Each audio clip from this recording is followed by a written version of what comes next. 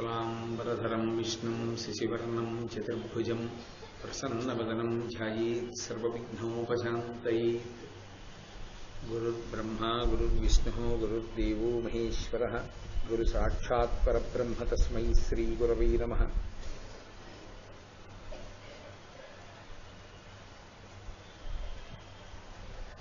व्यासाय विष्णुरूपाय व्यासरूपाय विष्णवे नमो वै ब्रह्मनिधये वासिष्ठाय नमो नमः।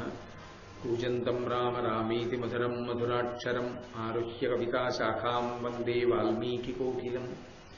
श्रुतिस्मृतिपुराणानाम् आलयं करुणालयं नमामि भगवत्पादशङ्करं लोकशङ्करम्।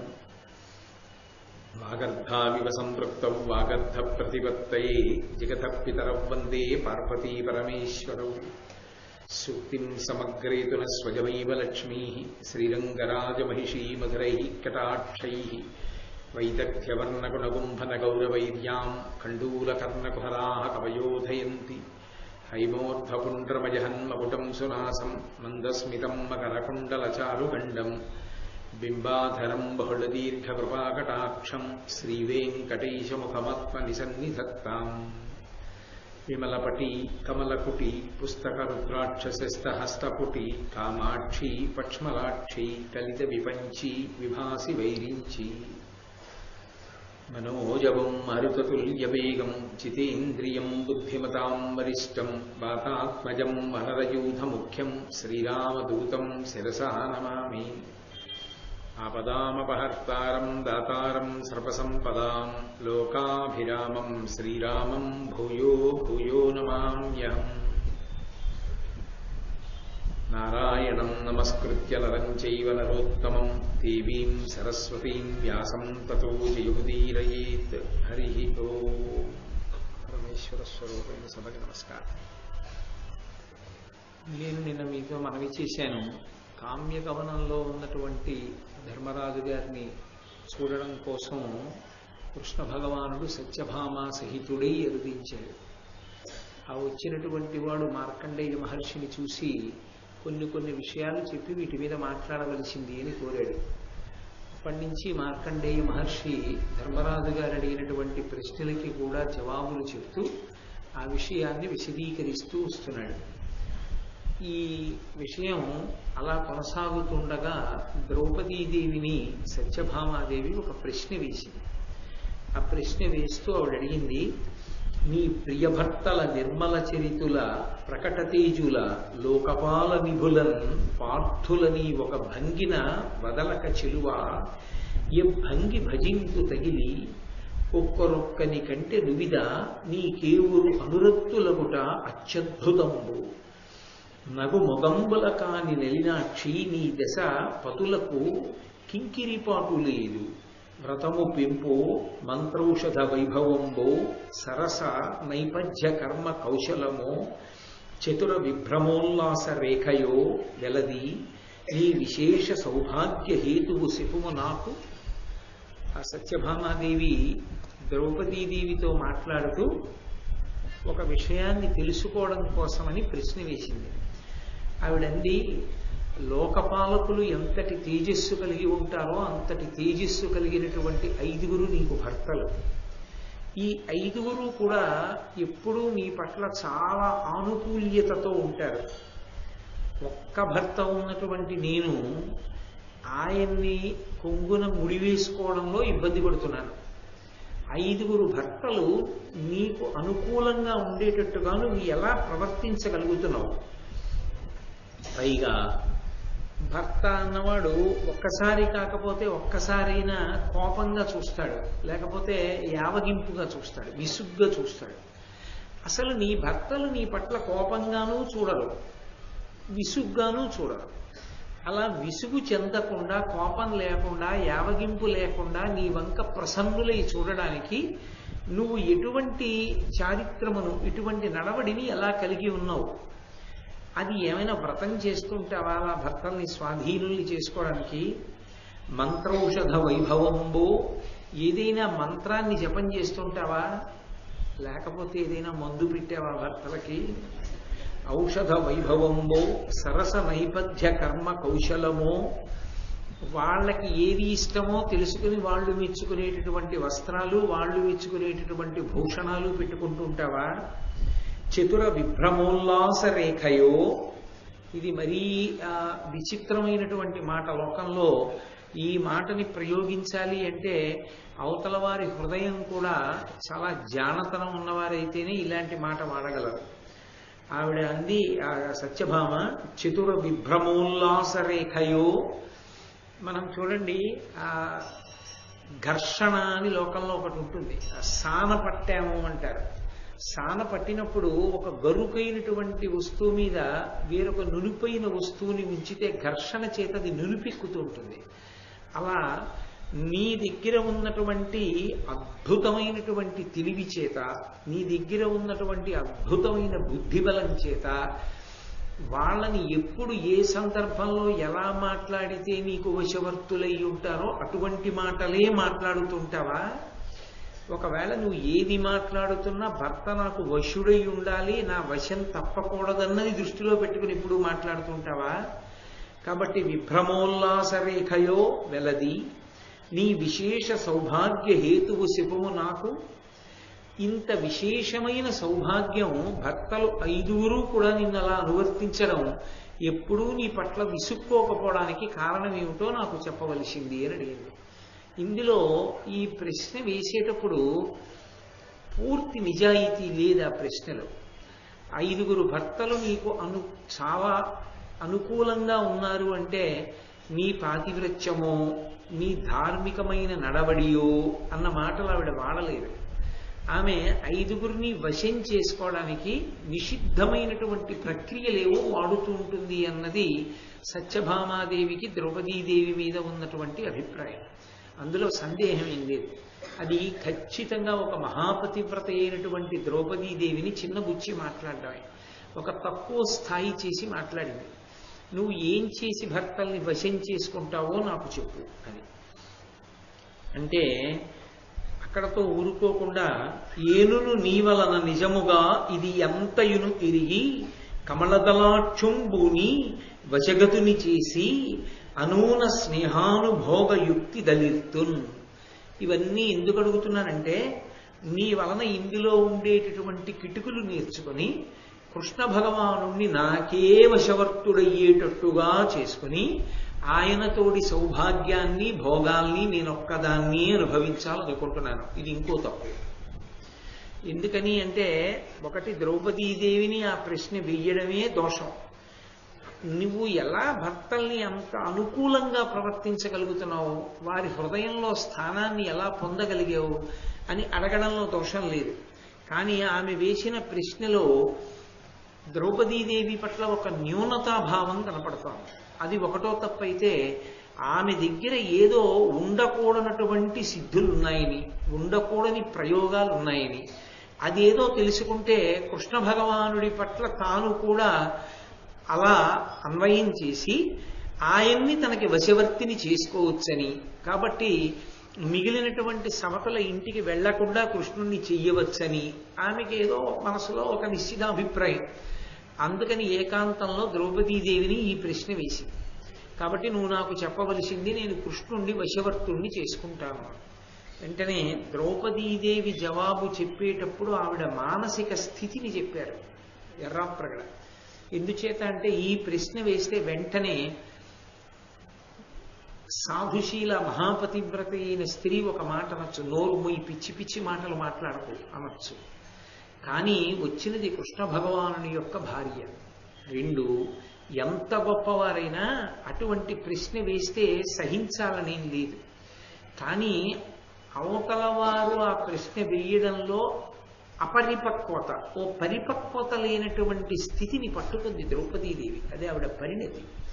ఈమెకి కనీసం పోనీ ఆ అడిగేదేదో చాకచక్యంగా అడగడం కూడా చేత కాలేదు. ముఖం మీదే కుండబద్దలు కొట్టినట్టు అడిగేసింది. ఎంత అమాయకురాలు! ఈమె కోరిక ఏమిటంటే కృష్ణుణ్ణి తనకి వశవర్తిని చేసుకోవాలని. నేనేదో అటువంటి ప్రయోగాలు చేస్తూ ఉంటాను, అందుకని నా దగ్గర తెలుసుకోవాలనుకుంటాను. ఈమె చాలా అమాయకురాలు, అలా మాట్లాడకూడదు. అసలు అటువంటి అభిప్రాయాలు మనసులో ఉండకూడదు ఏ భార్యకి కూడా. ఇది అసహ్యం వేయడానికి కారణం. ఇక జాలి వేయడానికి కారణం, ఈమె ఎందు పరిపక్వత లేదు. అసలు నన్ను అలా అడగడం మొదటి తప్పు అయితే, నేనేదో చెప్తే దాన్ని కృష్ణ భగవానుడి మీద ప్రయోగిద్దాం అనుకోవడం రెండో తప్పు. తన బేలతనాన్ని తాను బయట పెట్టుకుంది కాబట్టి జాలిపడవలసిన విషయం కూడా ఉంది. అందుకని అది ద్రౌపదీదేవి యొక్క పరిపక్వత. ఈ పరిపక్వత ఆమె జవాబు చెప్పేటప్పుడు ప్రారంభంలో చెప్పినటువంటి మాటల వలన వ్యక్తం అవుతుంది. ఆవిడంది, అని అడిగిన మది నించుక గినుక ఒడమ అడచుకొనుచు కృష్ణ మృదుల హాసినియగుచు కృష్ణభామిని కనుగొని ఇట్లని నిర్వికారాకృతి. ఆమె ఏ విధమైనటువంటి వికారమును పొందలేదు. ఎందుచేత? ఎప్పుడైనా మనసు గాయపడేటటువంటి మాట ఏదైనా వింటే వెంటనే ముందు లోపల దాచుకోలేకపోయినటువంటి భావం ముఖమునందు ప్రత్యేకించి కళ్ళల్లో ప్రస్ఫుటమైపోతుంది. ఎందుచేత అంటే నవరసాలు చెప్పేది ఏవి అంటే కళ్ళు ఒక్కటే. మిగిలినటువంటి శరీరావయవములు ఏవి కూడా నవరసాలని చెప్పవు. అన్ని రసాల్ని చెప్పేవి కళ్ళు. ఎప్పుడైనా ఎవరైనా మాట్లాడేటప్పుడు కళ్ళలోకి చూసి మాట్లాడతారు. కళ్ళలోకి చూసి మాట్లాడినప్పుడు జవాబు చెప్పవలసినటువంటి వాళ్ళ మనసు ఏ పాటి అయినా తత్తరపడితే వాళ్ళ యొక్క భావన కళ్ళల్లో కనపడుతుంది. నిజంగా ద్రౌపదీదేవి కోపగించినదైతే ఆ కోపం ఆవిడ కళ్ళల్లో కనపడుతుంది వెంటనే. నిర్వికారంగా ఉంది అంటే మనసులో ఏ విధమైన వికారము కలగలేదు. ఏ విధమైన వికారము కలగకపోవడానికి కారణం సత్యభామ అడిగినటువంటి ప్రశ్న పట్ల తాను ప్రసన్నురాలై కాదు, దాన్ని అభినందనగా స్వీకరించి కాదు. ఆమె దాన్ని అభినందనగా స్వీకరించలేదు. భర్తలు తనకు వశవర్తులై ఉన్నారు, దానికి ఏవో కారణాలున్నాయన్న మాటని ద్రౌపదీదేవి అంగీకరించలేదు. రెండు, బాధపడకుండా కూడా ఆవిడేం లేదు. ఆవిడ బాధపడింది అన్నది సత్యం. అని అడిగిన మది నించుక కినుక కొడమా కొద్దిగా బాధపడింది. అరే ఎటువంటి మాట అడిగిందిరా, ఎంత తప్పు మాట అంది. నేను మందులు పెట్టడం, మంత్రాలు వేయడం, ఏదో ఇంద్రజాలం చేయడం ఇలాంటి పనులు చేసేదాన్న, ఎంత నీచంగా నన్ను లెక్క కట్టుకుంది ఈవిడ అంటే. ద్రౌపదీదేవిని గురించి సత్యభామ ఎలా లెక్క కట్టింది అన్నది ఆ పద్యంలో తెలిసిపోతోందిగా. అలా లెక్క పెట్టినప్పుడు అటువంటి దానను నేను కాననన్న ద్రౌపదీదేవి మనసులో బాధ పొందితే బాధ వికారముగా ముఖమునందు వ్యక్తమవుతుంది. కానీ బాధ పడినప్పటికీ ఆ వికారము ఆమె ముఖమునందు కనపడలేదు. అంటే వికారమును ఏది తొక్కి ఉండాలి? ఆమె అమాయకత్వాన్ని, ఆమె యొక్క అపరిపక్వతని పసిగట్టింది. ఈమెకి పరిపక్వత లేదు. ఈమె భార్యా స్థానంలోకి వెళ్ళింది కానీ ఒక భార్యకి ఉండవలసినటువంటి పరిణతిని పొందలేదు. ఇది సత్యభామకే కాదు, చాలా మందికి ఉంటుంది లోకంలో. భర్త అవడం గొప్ప కాదు, భర్తగా ఉండడానికి కావలసినటువంటి పరిణతి కలిగి ఉండడం గొప్ప. భార్య కావడం గొప్ప కాదు, భార్యాస్థానమునందు కూర్చోడానికి కావలసిన పరిణతిని పొంది ఉండడం గొప్ప. ఆ పరిణతి లేకపోతే చాలా ఇబ్బందులు ఉంటాయి. ఆ పరిణతి ఆమెకి లేదు. చాలా కాలంగా కృష్ణ భగవానుడితో ఆమె కలిసి దాంపత్య జీవనం చేస్తున్నప్పటికీ ఆమెకి ఆయన ఇంకా తనకేదో వశవర్తి కాలేదని, తన అదుపులో లేడని, పూర్తిగా తన అదుపులోనే ఉండాలని, అలా ఎవరైనా ఒక భర్తని తనకి అనుకూలంగా ఉండేటట్టుగా ప్రవర్తిస్తే అది ఏ మంత్రమో మందో పెడితే తప్ప అలా పురుషులు వశం కారని సత్యభామ యొక్క మనసులో ఏదో ఒక అభిప్రాయం నిశ్చితంగా ఉంది. అంటే అసలు ఇప్పుడు ఆవిడ మీద కోపగించి ప్రయోజనం లేదు. ఆమె దోషాన్ని దిద్దవలసిన అవసరం. అసలు ఒక భార్య ఎలా ఉండాలో ఆవిడికి సరిగ్గా తెలియలేదన్నమాట. ఇప్పుడు భార్య ఎలా ఉండాలో తెలియలేదు కాబట్టి తెలియచెప్పవలసినటువంటి అవసరం కొంత ఉంది.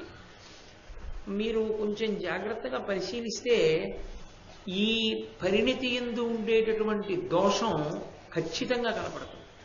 రుక్మిణీదేవికి ఉన్నటువంటి పరిణతి సత్యభామాదేవి యందు ఉండదు. ఆ ఉండకపోయినటువంటి కారణం చేత రుక్మిణి ఒక భార్యగా ఎలా ప్రవర్తిస్తుందో అలా సత్యభామ ప్రవర్తించలేదు. దీన్ని ఖచ్చితంగా లెక్క కట్టింది ద్రౌపదీదేవి. కాబట్టి ఈవిడికి నేను జవాబు చెప్పి ఈవిడ మనసు మార్చవలసినటువంటి అవసరం ఉంది. ఒక యోగ్యమైన భార్యగా నేను తయారు చేయాలి. కాబట్టి కోపగించి ప్రయోజనం ఏముంటుంది? మరింత మొరక తీరుతుంది. ఆ రహస్యం చెప్పడానికి ఇష్టపడలేదనుకుంటుంది. ఇది ఇంకొకలా కృష్ణుడితో చెప్పినా చెప్పచ్చు కూడా. కాబట్టి నేను నా వికారాన్ని అణుచుకోవలసిన అవసరం. 2, ఆమె గౌరవం కృష్ణుడి మీద. కృష్ణుడంటే ఎనలేని భక్తి, ఎనలేని గౌరవం ద్రౌపదీదేవికి. విశేషించి అన్నగారి వరస అయితే సత్యభామ వదిన గారు, ద్రౌపదీదేవి ఆడపడచ్చు. లోకంలో మర్యాద ఒకటి ఉంటుంది. వదినకి పరిణతి లేదనుకోండి, ఆడపడుచు బయట పెట్టకూడదు, దాన్ని వీధిలో పెట్టకూడదు. వదినకి తగినంత పరిణతి లేదు అని తెలుసుకుంటే ఆడపడుచు చాలా గుంభనంగా అన్నగారికి తగిన భార్యని తయారయ్యేటట్టుగా మాట్లాడగలగాలి. అది అక్కడ ఉండేటటువంటి పరిపక్వత, పరిణతి. అంతేగాని మా వదినకి అది తెలియదండి, మా వదినకి ఇది తెలియదండి, మా వదిన ఇలా మాట్లాడిందని మాట్లాడితే ఇప్పుడు ఆడపడుచుకి అన్నగారి మీద ప్రేమలో దోషం వస్తుంది. అన్న ప్రేమని కదా కోరుకుంటుంది చెల్లి. తోడబుట్టినది అంటే ఎప్పుడూ తోడబుట్టినటువంటి వాడి యొక్క జీవితంలో సుఖాన్ని కోరుకుంటుంది. మా అన్నయ్య సంతోషంగా ఉండాలి, మా అన్నయ్య సుఖంగా ఉండాలని కోరుకుంటుంది. మా అన్నయ్య సంతోషం, మా అన్నయ్య సుఖం దేని మీద ఆధారపడి ఉంటుంది? మా వదిన యొక్క పరిణతి మీద ఆధారపడి ఉంటుంది. మా వదిన ఎంత బాగా ఆయన్ని అనువర్తిస్తుందో అంతగా ఆయన సుఖపడతాడు మా అన్నగారు. ఇప్పుడు సత్యభామ ఇలా ఉంది అంటే మా అన్నయ్య కష్టపడుతూ ఉండాలి ఈవిడ వలన. కాబట్టి ఇప్పుడు నేను కూడా కోప్పడితే మా అన్నయ్యకి జరిగే ఉపకారం ఏమిటి? కాబట్టి నేను కేవలం కోప్పడి ప్రయోజనం లేదు, నేను ఆమెకి తగిన బోధ చెయ్యవలసిన అవసరం ఉంది. అది నిజంగా చాలా గొప్ప విషయం. ఒక్కొక్క వ్యక్తి అవతల వారి యొక్క పరిణతిని, స్థాయిని కనిపెట్టి తాను ఎంతవరకు మాట్లాడవలసి ఉంటుంది, తన కర్తవ్యం ఏమిటి అని తెలుసుకున్నప్పుడు తద్విరుద్ధంగా కేవలం తనకేదో అవమానం జరిగింది అని కాకుండా తాను ఎవరి కొరకు, ఎవరి సుఖం కొరకు ఆలోచించాలో ఆ సుఖం కొరకు ఆలోచించి ఆ వికారాన్ని మనసులో తొక్కిపట్టి ఆమె అనునయంగా సత్యభామతో మాట్లాడుతోంది అంటే నిజంగా ద్రౌపదీదేవి యొక్క శీల వైభవం ఎంత గొప్పదో, ఆమె తోబుట్టువుల్ని ఎంత మర్యాద చేస్తుందో, వదిన పట్ల ఎంత గౌరవం కలిగినటువంటి తల్లిలో ఆమె. వదిన అడిగింది కాబట్టి తొందరపడి మాట్లాడకూడదు అని ఎంత నిదానంగా ఆమె ఆ విషయాన్ని స్వీకరిస్తోందో మనకి ఆ ద్రౌపదీదేవి యొక్క శీల వైభవం అంతా కూడా మొట్టమొదటి ఆమె మానసిక స్థితి ఏమీ మాట్లాడకపోయినా ఆమె మాట్లాడడానికి ఉద్యుక్తురాలవుతున్నప్పుడు ఆమె యొక్క స్థితిని వర్ణించినటువంటి ఎర్రాప్రగడ గారి పద్యంలో అసలు ఆ ద్రౌపదీదేవి యొక్క గొప్పతనం ఎంతటిదో మనకు అర్థమవుతుంది.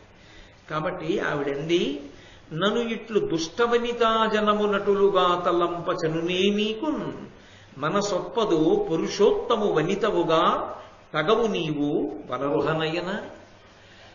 వెంటనే ద్రౌపదీదేవంది, నన్ను దుష్టమైనటువంటి స్వభావము కలిగినటువంటి వనితల యొక్క గాట కట్టావు. నీచమైనటువంటి స్వభావం ఉండేటటువంటి స్త్రీలు ఎలా ప్రవర్తిస్తూ ఉంటారో అటువంటి వారి స్వభావాన్ని నా యందు ఆరోపించావు, ఆరోపించి మాట్లాడావు. ఇది తగదు, అలా మాట్లాడకూడదు, నేను అటువంటి నీచమైన స్వభావం ఉన్నదానను కాను. వనితవుగా తగవు నీవు వనరుహనయన. ఎవరికి? పురుషోత్తము వనితవుగా. పురుషోత్తముడు మా అన్నయ్య కృష్ణ భగవానుడు. ఆయన చాలా విశాల హృదయుడు, పరిపూర్ణమైనటువంటి వ్యక్తిత్వం ఉన్నవాడు. అటువంటి వాడి కీర్తిని నిలబెట్టవలసిన అవసరం భార్యగా నీకుంటుంది. నువ్వు వేసిన ప్రశ్న బట్టి నాకు ఒకటి అర్థమవుతోంది, అసలు మా అన్నయ్యకి భార్యగా నువ్వు తగినదానవు కావు. అది ఆ సత్యభామయు ఆ ద్రౌపదీదేవి యొక్క లెక్క అంటే అలా ఒక్క మాటతో ఎక్కడికొచ్చి నిలబడాలో అక్కడ నిలబడాలి. ఇప్పుడు సత్యభామ అతిశయానికి పోవడానికి మాట్లాడుతున్నది రుక్మిణీదేవితో కాదు, ఎవరితో మాట్లాడుతోందో ఎలా మాట్లాడాలో తెలుసుకుని మాట్లాడాలి. ఇప్పుడు అసలు నువ్వు మా అన్నయ్యకి తగిన ఇల్లాలివే కాదు, నీకు అసలు ఎవరితో ఎలా మాట్లాడాలో తెలియదు. నా యందు చాలా నీచమైన స్వభావాన్ని ఆరోపించావు, అలా ప్రవర్తించకూడదు. అంటే అసలు నీకు ముందు అవతల వాళ్ళని ప్రశ్న వెయ్యడమే చేత కాదు. కాబట్టి నువ్వు జాగ్రత్తగా వినవలసి. అంటే ఇప్పుడు ఆమె ఏ స్థాయికి వచ్చి వినాలంటే, నేను ఒక పెద్ద డాక్టరేట్ అనుకున్నటువంటి సత్యభామ నేను ఎల్కేజీ కూడా సరిపోను అని తెలుసుకోవాలి. తెలుసుకుని వినవలసి ఉంటుంది. అసలు భార్యా స్థానంలో ఉన్నాను, కానీ భార్యా స్థానంలో ఉండడానికి కావలసినవి ఏమిటి అన్నది నాకేం తెలియదు అనమాట. కాబట్టి అసలు నేను ఇప్పుడు ఆ స్థానం యొక్క విలువ ఏమిటి, ఆ గౌరవం ఏమిటి, దానికి ఉండవలసిన అర్హతలు ఏమిటి, నాకున్నవేమిటి బేరీజు వేసుకుని కనీస అర్హతలను నేను సంపాదించుకోవలసి ఉంటుంది. కాబట్టి ద్రౌపదీదేవి అంది, అలయక మంత్ర తంత్ర వివిధౌషధ భంగుల చేసి ఎంతయున్ వలతురు నాదులంట మగువా కడు బెలతనంబు దానమున్ కలిగిన ప్రేమయున్ బొలియుగాని ఒకండును సిద్ధి పొందదు అప్పలుతకతోడి మంకి అహిపొత్తుగా చూచు విభుండిరింగిన. నువ్వు నన్ను కొన్ని ప్రశ్నలు వేశావు. మంత్రాలు వేస్తావా, మందు పెడతావా, ఇంద్రజాలం చేస్తావా, భూషణాలు వాళ్ళకి ఇష్టమైనవి ధరిస్తావా, వాళ్ళకి ఇష్టం వచ్చిన చీరలు కట్టుకుంటావా, వాళ్ళని వశవర్తులయ్యేటట్టుగా నువ్వు ఎప్పుడూ ఆలోచన చేస్తుంటావా అని అడిగావు. నేను మంత్రము, తంత్రము, ఔషధ ప్రయోగము ఇటువంటివి చేసి భర్తని వశం చేసుకునేదాన్ని కాను. భర్త వలన పొందవలసినది ప్రేమ. ప్రేమని పొందడానికి ఔషధాలు లేవు. ఇది ఆవిడ వేసిన ప్రశ్నలో దోషం ఎక్కడుందో బయటపెట్టింది. అసలు నిజంగా ఈ పద్యానికి బంగారు అక్షరాలతో దీన్ని తయారు చేయించి ఒక పూలదండ వెయ్యాలి. దాంపత్య జీవనం గురించి అంత అద్భుతమైన ప్రతిపాదన చేసింది ద్రౌపదీదేవి. దాంపత్యం అనగా ప్రేమ. ప్రేమ అన్న మాటకు అర్థం ఏంటంటే, అవతల వారిలో ఉన్నటువంటి బలహీనతలు బాగా తెలిసి కూడా తనకున్నటువంటి బలము చేత ఆ బలహీనత వలన పక్కవారు ఇబ్బంది పడకుండా కమ్ముకుని రావడం. భర్త యందు ఒక చిన్న బలహీనత ఉందనుకోండి, అది బయట పడకుండా భార్య కమ్ముకుంటుంది. భార్య యందు ఒక చిన్న బలహీనత ఉందనుకోండి, బయట పడకుండా భర్త కాసుకుంటాడు. అలా చూసుకునేటటువంటి వాళ్ళై ఉండడానికి కారణం ప్రేమ కలిగి ఉండడం. ప్రేమ యందు ప్రతిఫలాపేక్ష ఉండదు. అటువంటి ప్రేమ దంపతుల మధ్య ఉండాలి. ఈ ప్రేమ వలన ఏమొస్తుంది అంటే త్యాగభావన ఉద్భవిస్తుంది. త్యాగం ఎంత త్యాగమైనా చేసేస్తారు. ఎంత త్యాగం వరకు వెళ్ళిపోతారంటే, తనకి ఇష్టమైన ఏదైనా సరే కనీసం నోరు విప్పి అడగడం కూడా ఉండదు. ఎందుకుండదు అంటే, భర్త యొక్క శక్తి సామర్థ్యములను దృష్టిలో పెట్టుకుని అడగరు.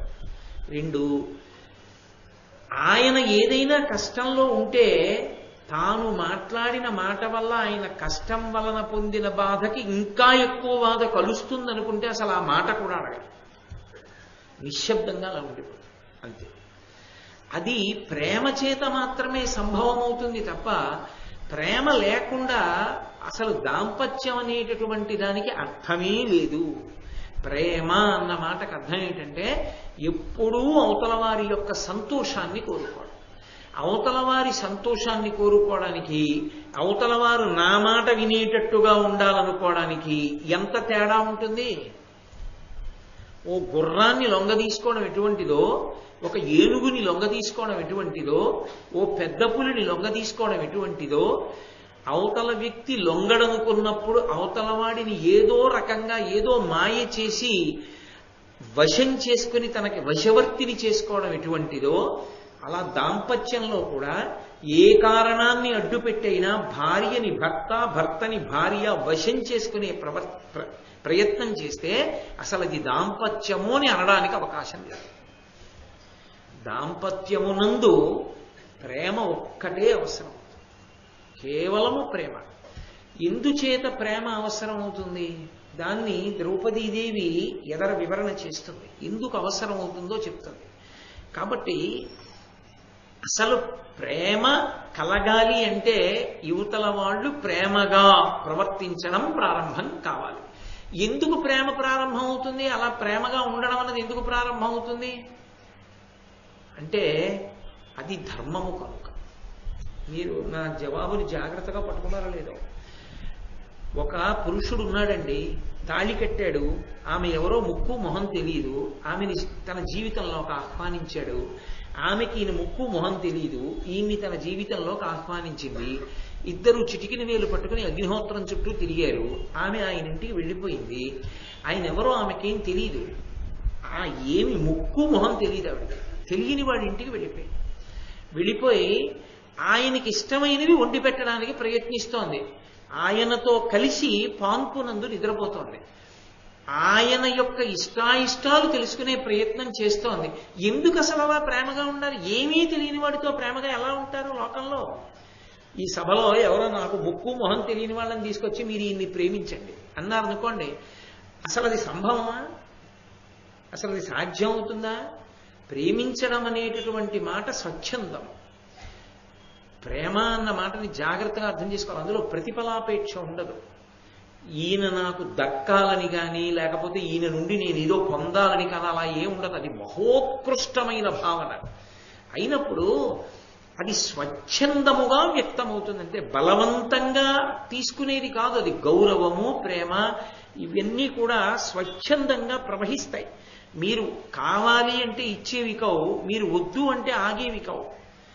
నేను ఇలా వస్తుంటే మీరు లేచి నించుంటారు. నేను ఎప్పుడు చెప్పలేదు మీకు లేచి నించోమని. మీరు నా మీద గౌరవం ఉంది కాబట్టి లేచి నించుంటారు. నేను అలా వెడుతుంటే కొంతమంది నమస్కారం పెడతారు. వాళ్ళకి ఏదో నా మీద గౌరవం ఉంది కాబట్టి నమస్కారం చేస్తారు. వాళ్ళు ఎవరో ఎందుకు నమస్కారం చేస్తున్నారో కూడా నాకు తెలియదు.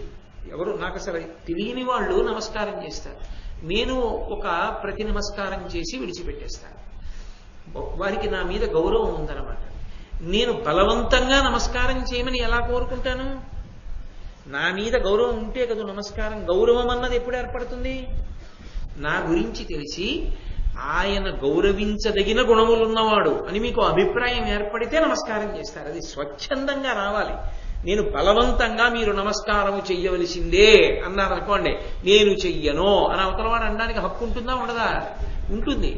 అయినప్పుడు దాంపత్యంలో కూడా ఇలా తాళి కట్టగానే ఎలా అవతలవారు యువతలవారిని ప్రేమించడానికి కారణం ఉంటుంది? ధర్మము కనుక. అది సనాతన ధర్మంలో దేనికైనా జవాబు ఎక్కడుంటుందంటే ధర్మమునంది. అది ప్రధాన ధర్మము. ఆశ్రమము మారేవు నువ్వు. బ్రహ్మచర్యము నుండి గృహస్థాశ్రమంలోకి వెళ్ళావు. వెళ్ళినప్పుడు ఇప్పుడు నీ పుణ్యాలకన్నిటికీ ఆయన ఆధారం, నీ పుణ్యాలకన్నిటికీ ఆమె ఆధారం. నేను జీవితంలో తరించడానికి నా పత్నియే ఆధారం.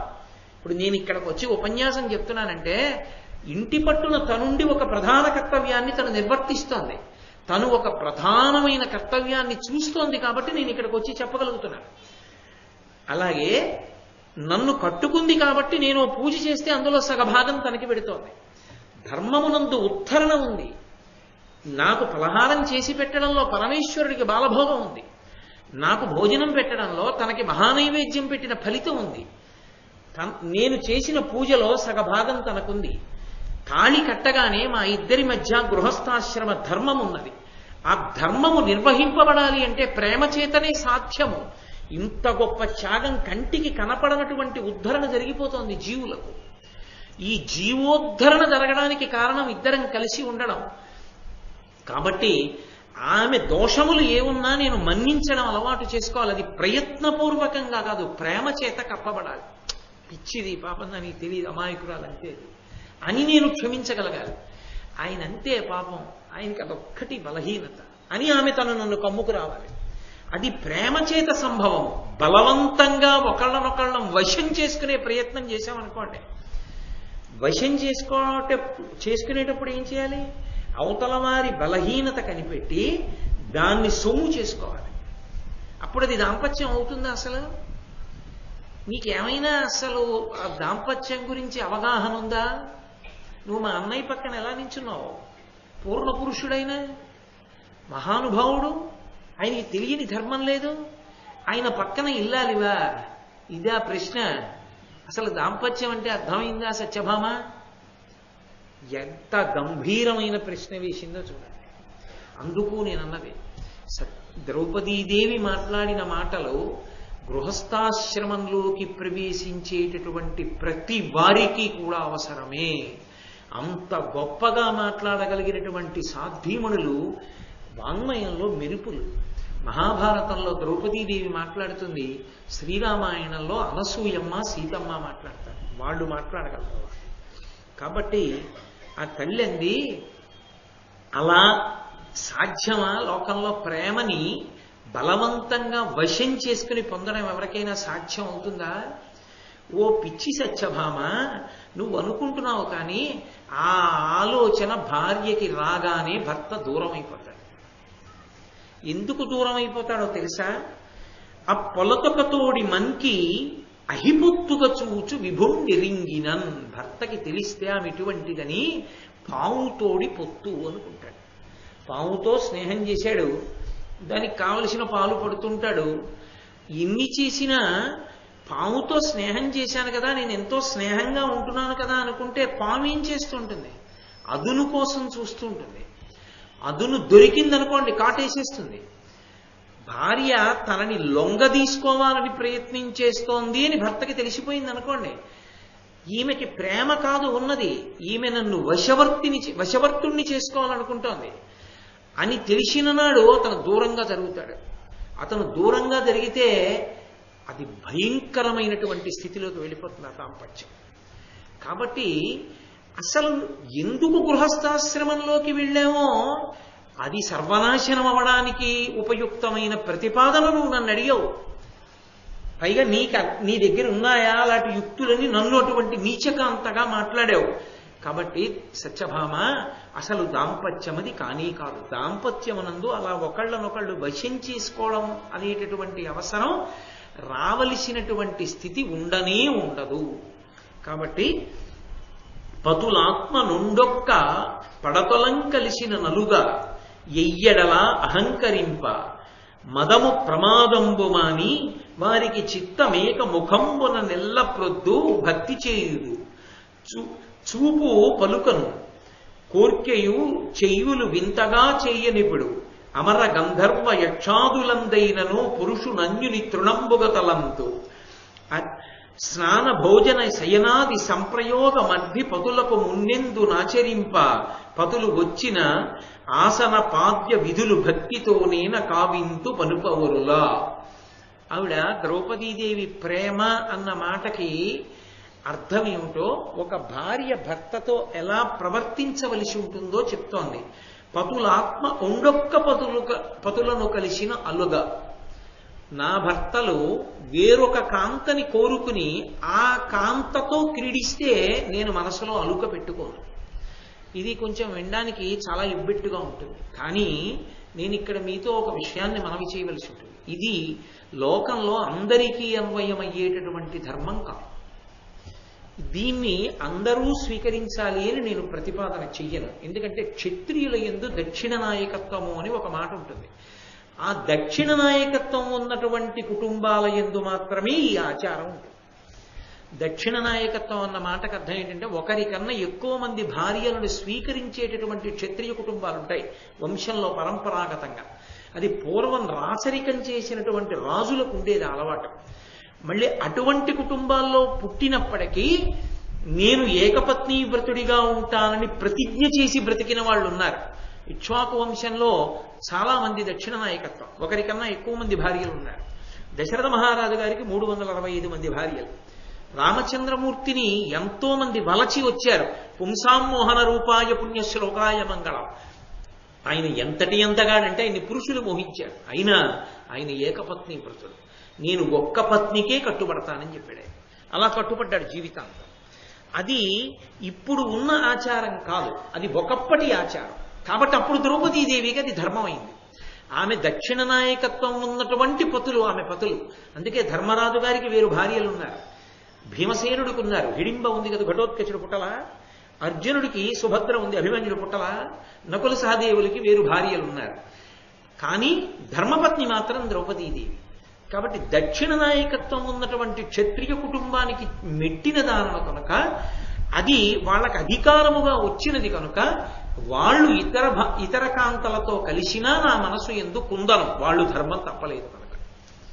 ఇది ఇప్పుడు ఈ ధర్మం లోకంలో అన్వయంలో లేదు అని చెప్పవలసి ఉంటుంది. కాబట్టి ఇది అందరికీ అన్వయం అయ్యేది కాదు. ఇలా ఉండమని ఏ భార్యని ఏ భర్త అడగడానికి అవకాశము లేదు. కాబట్టి పతులాత్మ నొండొక్క పతులం కలసిన అలుగా ఎయ్యడల అహంకరింప.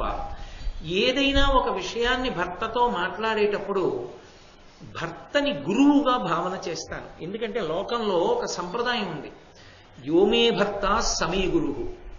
భర్తని స్వీకరించడము అంటే గృహస్థాశ్రమ ప్రవేశం చేసినప్పుడు భర్త ఎవరు అంటే భర్త గురువు. భర్త ఉపదేశం తీసుకుంటే భార్యకి ఆయన చేసి ఇచ్చి ఇంకా గురువు గారు ఉపదేశం చేయక్కర్లేదు. అసలు యథార్థంగా చెప్పాలి అంటే దంపతుల్లో ఎవరికైనా ఉపదేశం చేయవలసి వస్తే భార్యకి గురువు గారు ఉపదేశం చెయ్యక్కర్లేదు, భర్తకు ఒక్కడికే చేస్తారు. భర్తకి ఉపదేశం చేస్తే భర్త కొంతకాలం అనుష్ఠానం చేసి ఆ మంత్రాన్ని భార్యకి ఇవ్వాలి తప్ప భర్తకి భార్యకి కూడా గురువు గారు ఇవ్వకూడదు. ఎందుకు ఇవ్వకూడదంటే సహజ న్యాయం ఏమిటంటే భర్తయే గురువు. గురువు అన్న మాటకు అర్థం ఏంటంటే పెద్దవాడు అని. అన్నిటా పెద్దవాడు. అన్నిటా పెద్దరికం దేంట్లో ఉంటుంది అంటే వయసునందు కూడా పెద్దవాడై ఉండాలి. వయసునందు పెద్దవాడు భర్త కాకపోతే చాలా ప్రమాదాలు ఉంటాయి. ధిక్కరించే అధికారం చిన్నవాళ్ళకు వస్తుంది. భార్య పెద్దది భర్త చిన్నవాడు అనుకోండి, అప్పుడు భర్తకి ఇలా వేలు చూపించే అధికారం భార్యకు ఉంటుంది. ఠాట్ మీకు తెలియదు కూర్చోండి అనొచ్చు. ఎందుకంటే అనుభవం ఆమెది, ముందు పుట్టింది కాబట్టి అనుభవం ఉంది కాబట్టి ఇలా వేలు చూపించవచ్చు. రెండు, తనకన్నా పెద్దదానితో సంగమం ఆయుక్షీణం కాబట్టి ఆయన ఆయుర్దాయం ఎక్కువ కాలం నిలబడదు. కాబట్టి పెద్దరికం ఉన్నవాడైతే తప్ప కుదరదు.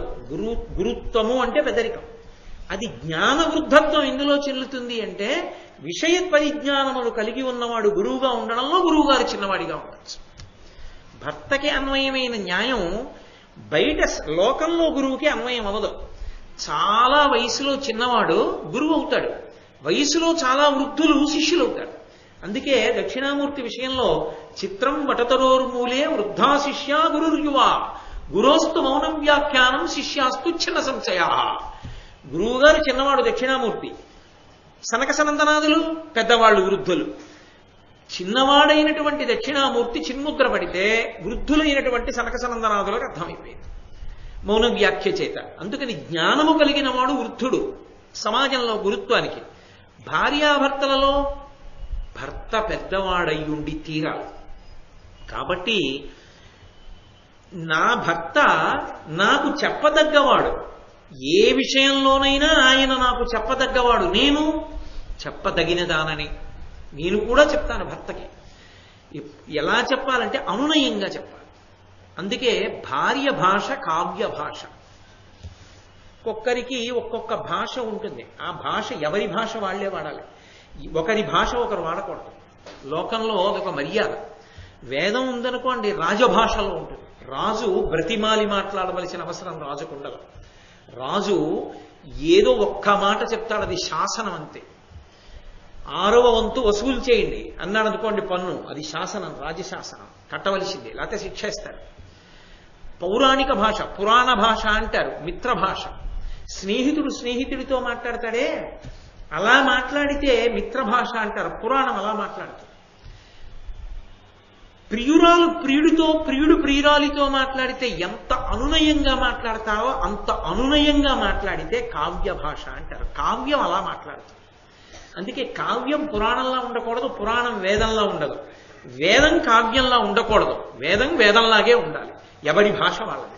రాజుగారు అనునయంగా ముద్దు చేసి నాన్న దొంగతనం చేయకు, ఈసారి వదిలేస్తున్నాను అంటే ఇంకెవరి మాట వింటారు? వీపు చిరిగిపోతుందన్నాడు అనుకోండి రాజు, అప్పుడే ప్రజలు అడుగుతారు. ఎవరి భాష వారిదే తప్ప ఒకరి భాషని ఒకరు అనుకరించకూడదు.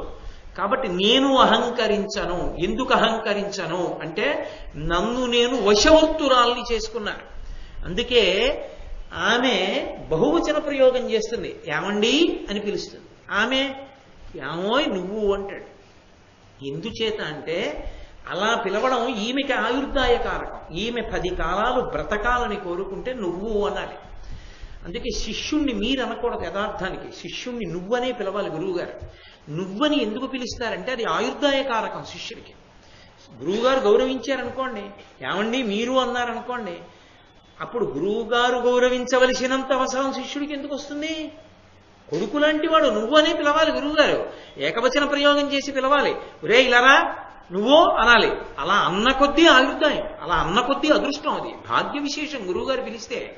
కాబట్టి అలా గురువుగారు అన్నారు కదా అని శిష్యుడు అనకూడదు. శిష్యుడు గురువుగారు మీరనే అంటాడు, అది శిష్యుడికి ఉద్ధారణ.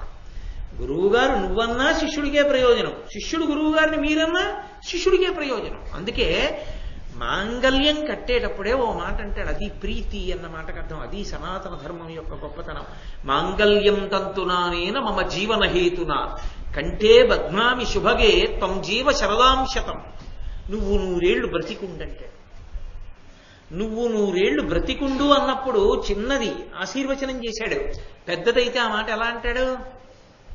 ఎలా కుదురుతుంది? అందుకే సనాతన ధర్మంలో ఏదైనా పెట్టారు అంటే దాని వెనక ఒక అందం ఉంటుంది, దానికి ఒక సిద్ధాంతం ఉంటుంది. అంతేగాని ఏమీ లేకుండా ఏదో వాళ్ళు మాట చెప్పాలి కాబట్టి భార్య చిన్నదై ఉండాలి, భర్త పెద్దవాడై ఉండాలని చెప్పలేదు. వాళ్ళు చెప్పారంటే తరించాలి కాబట్టి చెప్పారు, ధర్మాన్ని దృష్టిలో పెట్టుకుని మాట్లాడారు. కాబట్టి నేను ఎందుకు అహంకరించను అంటే ఆయన నాకు ఉద్ధారకుడు కనుక. అది ప్రధాన ధర్మం. భర్తని నువ్వు అన్నారనుకోండి, పరమేశ్వరుణ్ణి నింద చేసిన పాపం పడిపోతుంది. ఇప్పుడు తను ఉద్ధరింపబడిందా పాడైపోయిందా? ఆయనకి తెలియనిది నాకు తెలిసి ఉన్నది ఉండొచ్చు, అనునయంగా చెప్తారు. మీరు అన్నారు మంచిదే, మీకు తెలియదని కాదు, మీకు తెలుసు. అయినా నేను కూడా ఒక్క మాట చెప్తాను వినండి. గతంలో ఇలా చేస్తే కొన్ని ఇబ్బందులు వచ్చాయి, అందుకని అలా చేయకుండా ఇలా చేస్తే ఎలా ఉంటుందంటారు ఒకసారి ఆలోచించండి అంటే. కరణేషు మంత్రి, ఒక్కొక్కసారి ఆమె ఆలోచన బాగుండొచ్చు, బాగుందో మంచి మాట చెప్పావు అలా చేద్దాం, ఆదరిస్తాడు భర్త. ఎందుకని? ఒక్కొక్కసారి శిష్యుడు చాలా గొప్పగా మాట్లాడచ్చు, తప్పకుండా అలా చేద్దామా అని గురువుగారు అనొచ్చు అప్పుడు ఓ కార్యాన్ని నిర్వహించేటప్పుడు. కాబట్టి అహంకారంతో మాట్లాడను, మా ఆయనకేం తెలుసు అన్న భావనతో నేను ఎప్పుడు ఉండను, మా ఆయనకి ఏది తెలియదని ఉంటాను. అది ఆయనని గౌరవించడం కాదు, తనను ఉద్ధరించుకోవడం భార్య. చాలా మంది ఉద్దేశం ఏంటంటే ఏదో ఆడవాళ్ళని తొక్కేశారని. తొక్కేయలేదు, ఎత్తేశారు. వాళ్ళు బాగా పైకెక్కాలని, పరమేశ్వరుణ్ణి చేరాలని వ్యవస్థని బాగా కట్టుదిట్టం చేశారు. అంతేగాని ఎవరినో పాడు చేయడానికి వ్యాసుడు ఎందుకండి? పాడు చేయడానికి వ్యాసుడక్కర్లేదు, వీధిలో మైకులట్టుకు మాట్లాడేవాళ్ళు చాలు. వ్యాసుడు ఏదైనా మాట్లాడితే ఉద్ధరించడానికి మాట్లాడతాడు, అర్థం కాక పాడు చేసేవాళ్ళు మైకులెట్టుకుని అక్కర్లేని ప్రసంగాలు చేస్తారు. కాబట్టి ఆయన మాట్లాడితే ధర్మమే మాట్లాడతాడు. కాబట్టి ఎయ్యడలను అహంకరింప మదము ప్రమాదంబు మాని, నేను పొరపాటున కూడా నా బుద్ధి వైక్లభ్యాన్ని పొంది ఆయన మనసు గాయపడేటట్టుగా నేను ప్రవర్తించను. వారి చిత్తమేక ముఖంబుగా ఎల్లప్రొద్దు భక్తి చేయుదు. మనసులో ఎప్పుడు ఆయన గురించి స్మరణ చేసినా, పరమేశ్వరుడు గురించి స్మరించామనుకోండి, మహానుభావుడు ఆయన అనుగ్రహం అండి ఇలా ఉన్నాం అని ఎలా అంటామో, ఏమండి కులాసాగా ఉన్నారా అన్నాం అనుకోండి, బాగున్నానండి మీ ఆశీర్వచనం పరమేశ్వరుడి కృప అంటూ ఉంటారు. చాలా గొప్ప మాట, చాలా అలవాటు చేసుకోవలసిన మాట. ఈ మాట బాగా అలవాటు ఉన్న వ్యక్తి ఎవరో తెలుసా? మీరు బాగున్నారా అని అడగగానే బాగున్నానండి మీ ఆశీర్వచనం స్వామి కృప అంటారు. ఎంతమంది అడగనివ్వండి ఇది ఈ 2 మాటలే అంటారు. ఈ 2 మాటలు అనడం అలవాటు పడిపోయిన వ్యక్తి తిరుమల తిరుపతి దేవస్థానం కార్యనిర్వహణాధికారి ఎల్వి సుబ్రహ్మణ్యం గారు. ఎవరు పలకరించనివ్వండి ఈ 2 మాటలు అంటారు. చాలా గొప్ప సంస్కారం, వాళ్ళ తండ్రి గారు తల్లి గారి నుంచి వచ్చింది అది. అదేం మామూలుగా వచ్చే మాట కాదు, అంత తేలిగ్గా రాదు. వెటకారపు మాటలు అంటారు కానీ అంత వినయంతో మాట రాదు. కాబట్టి నేను నా భర్త గురించి ఆలోచిస్తే భక్తితో ఆలోచిస్తాను. ఆయన నాకు ఉద్ధారకుడు, ఆయన వలన నా జీవితం తరిస్తుంది. ఆయన నాకు ఇవ్వలేని సుఖం అన్నది లోకంలో లేదు. నేను ఏ సుఖాలు పొందినా ఆయన వలనే. ఈ భావన నాకు ఉండడం వల్ల పరమ ప్రీతి జనిస్తూ ఉంటుంది. ఆయనని ధిక్కరించాలన్న భావన నా మనసులోకి రాదు. బలహీనత ఏదైనా ఉంటే నేను గోప్యంలో ఆయనకి చెప్పవలసిందంతే. అంతేకాని దానికి నేను గుండెలు బాదుకుని ఏడవలసినటువంటి అవసరం లేదు. కాబట్టి పలుకును కోర్కియు చెయ్యులు వింతగా చెయ్యనిప్పుడు. బాబోయ్, అసలు ద్రౌపదీదేవి ఒక డాక్టరేట్ ఇవ్వాలి ఆవిడికి. అసలు నిజంగా ఆవిడ అవగాహన గురించి ఆవిడ ఒక మాట అంది, ఏదో చూశారా, ఆ నోటితో నవ్వుతారు, నొసళ్ళు వెక్కిరిస్తాయంటారు. కొంతమంది కళ్ళతో మాట్లాడతారు, కొంతమంది ముఖంతో మాట్లాడతారు, కొంతమంది నోటితోనే మాట్లాడతారు. ఎవరితో? భర్తతో. భర్త ఎవరితోనో మాట్లాడుతున్నాడు అనుకోండి, మాట్లాడుతుంటే మొదలెట్టావు అన్నట్లు చూసింది అనుకోండి, ఆయన నిలువున చచ్చిపోతాడు. చాలా మందిలో ఏమిటది, ఏమన్నాను, అన్నదేం లేదుగా, తప్పుకోవడానికి అవకాశం ఉంటుంది. అది చాలా ప్రమాదకరమైన ధోరణి. అది పురుషుడు కావచ్చు, స్త్రీ కావచ్చు. అది ఎందుకు వస్తుందో తెలుసా? మనసులో వికృతమైన బుద్ధి ఏదో ఉంది. పురుషుడు ఎంత మంచివాడు కానివ్వండి, ఎంత ఏకపత్ని వ్రతుడు కానివ్వండి, ఏదో కారణానికి ఇంకొక ఆడవారితో మాట్లాడేటప్పటికీ కళ్ళిలా మిటకరించి చూసే భార్యల్ని నేను చూశాను. ఎందుకని అంత అనుమానం నీకుంటే ఎలా సహజీవనం చేస్తావు? ఇద్దరూ కలిసి చచ్చే వరకు ఇద్దరూ దాంపత్యం చెయ్యాలి. ఆమె పోతే ఆయనకి బతుకే లేదు, పుణ్యమే లేదు, ఆయన జీవితానికి సుఖమే లేదు. రెండో అమంగళకరమైన మాట నేను ఎందుకు అనాలి? అంత పవిత్ర జీవనంలో అంత అపవిత్రమైన భావనలో మనసులో పెట్టుకుని దాంపత్యాలు ఎలా నడుస్తాయి? తప్పే చెయ్యాలనుకున్న వాడికి ఎవడు ఆపగలడు? వాడు ఒప్పే చేస్తాడు. ఎందుకు తప్పు చేస్తాడన్న భావన ఉండాలి తప్ప ఆ కళ్ళతో ఒకలా మాట్లాడడం, నవ్వుతో ఒకలా మాట్లాడడం, ముఖంతో ఒకలా మాట్లాడడం, నోటితో ఒకలా మాట్లాడడం భర్త వ్యక్తిత్వాన్ని కించపరచడం కాదు. నేను అలా చేసేదానను కాను ద్రౌపది. నేను ఏదైనా నిజంగా చెప్పవలసి ఉంటే నా భర్తలకు ఆమె చెప్పలేదనుకుంటున్నారా? ఉద్యోగ పర్వంలో చూడాలి ద్రౌపదీదేవి మాట్లాడితే. ఆమె మాట్లాడింది, అద్భుతంగా మాట్లాడింది. ఆమె అంతటి ధైర్యశాలి. మాట్లాడుతుంది. మాట్లాడినప్పుడు భర్తతోనే మాట్లాడుతుంది, మనసు విప్పి మాట్లాడుతుంది భర్తతో తప్ప భర్త దగ్గర మాట్లాడవలసినది మాట్లాడకుండా భర్త మీద ఏదో అభిప్రాయం పెట్టుకుని చిన్నబుచ్చి మాత్రం ప్రవర్తించదు. ఇది నాకు తెలుసున్న విద్య. కాబట్టి నేను అలా ప్రవర్తించను. అమర గంధర్వ యక్షాదులందైనను పురుషునంజుని తృణంబుగతలంతు. వాళ్ళు దేవతలు కావచ్చు, గంధర్వులు కావచ్చు, యక్షులు కావచ్చు. ఎంత గొప్పవాడని ఎవరు చెప్తున్నా నా భర్త కన్నా గొప్పవాడు మాత్రం కాడని మనసులో తలపోస్తాను. అంటే నా భర్తృస్థానంలో ఆ 5గురే తప్ప 6వ వాడికి చోటు లేదు. యథార్థమునకు ఒక్క ఇంద్రుడే 5గా వచ్చాడు.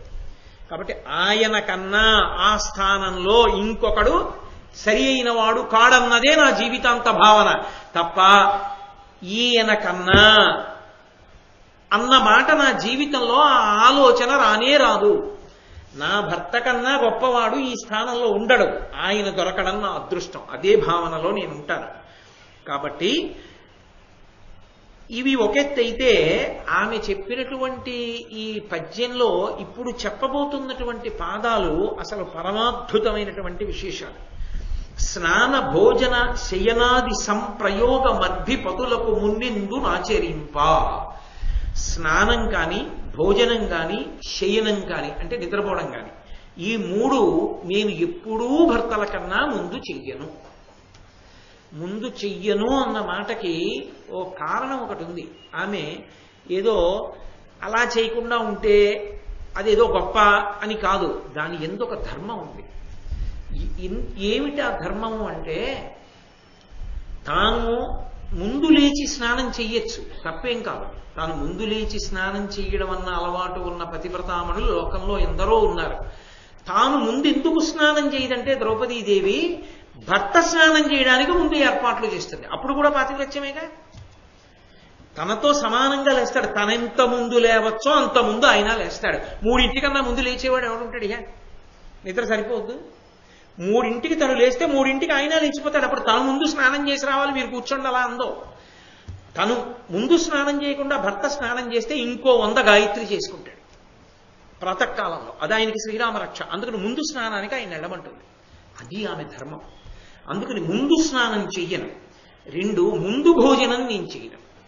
ఎందుకు భోజనం చేయను? ఏం చేస్తే ఆయన ఏం దెబ్బలాడతాడా? కాదు. పెద్దల యొక్క భోజన ఉచ్ఛిష్టం యువతల వారికి ఆయుర్దాయ కారకం. తండ్రి ఉచ్చిష్టము అంటే ఎంగిలి తినాలి అని కాదు దాని అర్థం.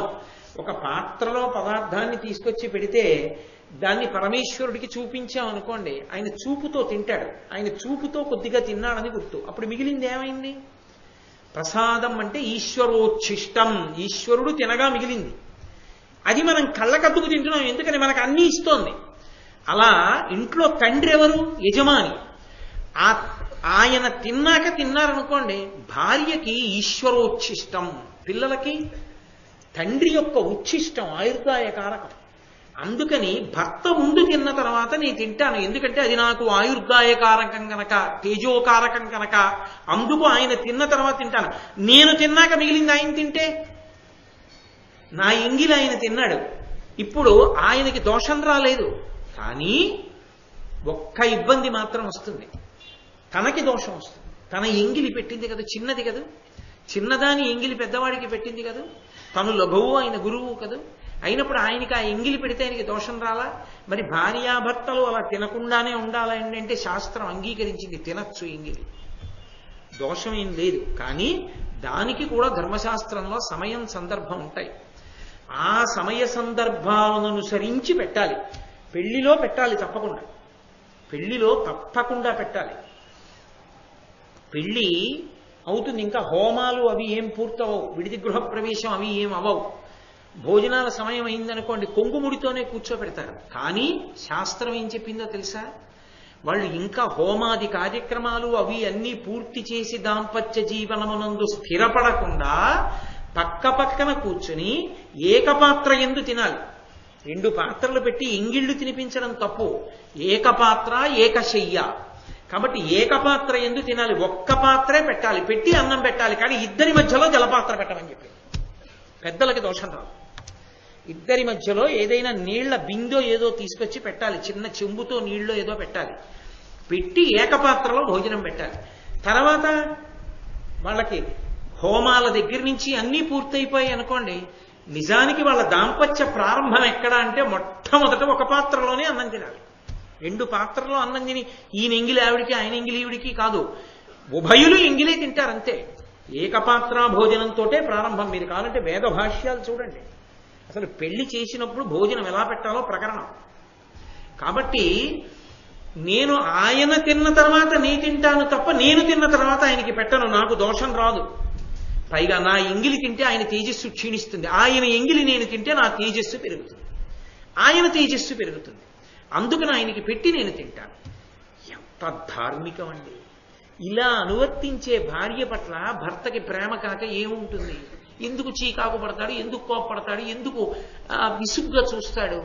మంత్రం వేసి ఇంద్రజాలం చేసి వశం చేసుకుంటారా భర్తని? ప్రేమకి వశం చేసుకోవడానికి తేడా లేదు. అందుకని భర్తతో కలిసి బ్రతకడంలో భార్య ఇంట్లో ఉండి చూస్తూ ఉంటుంది కాబట్టి ఆమె ప్రధాన పాత్ర ఎలా పోషిస్తుందో చెప్తోంది ద్రౌపదీదేవి. కాబట్టి నేను ముందు చెయ్యను, పతులు వచ్చిన ఆసన పాద్య విధుల భక్తితో ఏమకావింతో పనుపనుల. ఇది అండి నిజంగా అసలు ఈ మాట నేను అందుకే అన్నా నిన్నటి రోజున, కొత్తగా పెళ్ళైనటువంటి వాళ్ళందరికీ కూడా ద్రౌపదీదేవి చెప్పినటువంటి విషయాన్ని పాఠ్యాంశంగా చెప్పాలి అని నేను అందుకే. ఆమె అంది, కొన్ని పనులు నేను ఎవరికీ అప్పచెప్పను, నా అంతఃపురంలో కొన్ని లక్షల మంది పరిచారకులున్నా. ద్రౌపదీదేవి సామాన్యురాలు కాదు, మహారాజ్ఞి. ఆమె దగ్గర కొన్ని వేల మంది ఉన్నారు. అయినా కొన్ని పనులు మాత్రం ఎవరూ చెయ్యడానికి వీలు లేదు, నేనే చేస్తాను ఆ భర్తలకి. ఏమిటో తెలుసా అవి? పతులు వచ్చిన ఆసన, పతులు బయట నుంచి లోపలికి వచ్చినప్పుడు వాళ్ళు కూర్చోడానికి ఆసనం నేనే వేస్తాను. ఇది ఎందుకో తెలుసా? ప్రీతి వృద్ధి కారకం. ఇంట్లో ఉన్న పనిపిల్ల తెచ్చి ఇంట్లోకి రాగానే కూర్చోడానికి గబగబా సోఫా దులపడమో కుర్చీ దులపడమో తీసి అయ్యగారు కూర్చోండి అందనుకోండి, ఓ నెల పోయిన తర్వాత ఆయనకి కుర్చీలో దుమ్ము కనపడింది అనుకోండి, ఇంట్లోకి రాగానే ఎవరిని పిలుస్తాడు? అస్తమానం కూర్చుంటాడు ఇంట్లో. అస్తమానం ఇంట్లో కూర్చునేటప్పుడు ఆసనం విషయంలో ఏ తేడా వచ్చినా, ఆసనం కావలసి వచ్చినా ఎవరిని పిలుస్తూ ఉంటాడు? ఆసనం అన్నది అన్ని వేళలా ఒకటి వాడరు, ఒక్కొక్క చోట ఒక్కొక్క ఆసనం ఉంటుంది. పూజామందిరంలో కడితే దర్భాసనం మీద కూర్చుంటాడు, భోజనం చేస్తున్నప్పుడు పీట వేసి కూర్చుంటాడు, ఎవరితోనైనా మాట్లాడుతున్నప్పుడు తాను రాజు కనుక తనకన్నా తక్కువ వాళ్ళు వస్తే ఒక ఎత్తులో కూర్చుని మాట్లాడతాడు. గురువు గారు వస్తే గురువు గారిని పైన కూర్చోబెట్టి కింద కూర్చుని మాట్లాడతాడు. ఇవన్నీ పనిపిల్లకి తెలిసాయనుకోండి, ఇంట్లో ఉన్న పనిపిల్ల చేస్తుంది, ఆవిడ నాకు కోపం వస్తుంది, నేను పూర్తి చేయను. అందుకని ఇవన్నీ ఆవిడ చేస్తే భర్త ఎవరిని పిలుస్తాడు? అస్తమానం. పూజకి వెళ్తున్నాడు, ఏమే దర్భాసనం ఇలాతే అని దాన్ని పిలిచి పనిపిల్లని పిలిచి ఆమె ఇస్తుంది దర్భాసనం, ఆమె వేస్తుంది.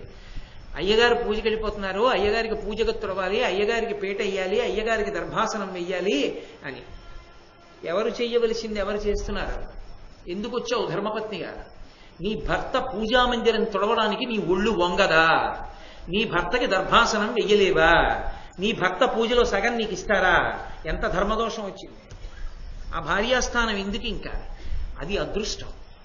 10 మాటలు పిలవబడడానికి హేతు అక్కడుంది, ఆయన అభ్యున్నతికి హేతు అక్కడుంది. తెలియక వచ్చి ఎత్తుపీట వేస్తే గురువుగారి దగ్గర ఆయన అలా కూర్చోరు, పో అని పీట వేసి గురువుగారికి పెద్ద ఆసనం వెయ్యాలి. అది భార్య అంటే.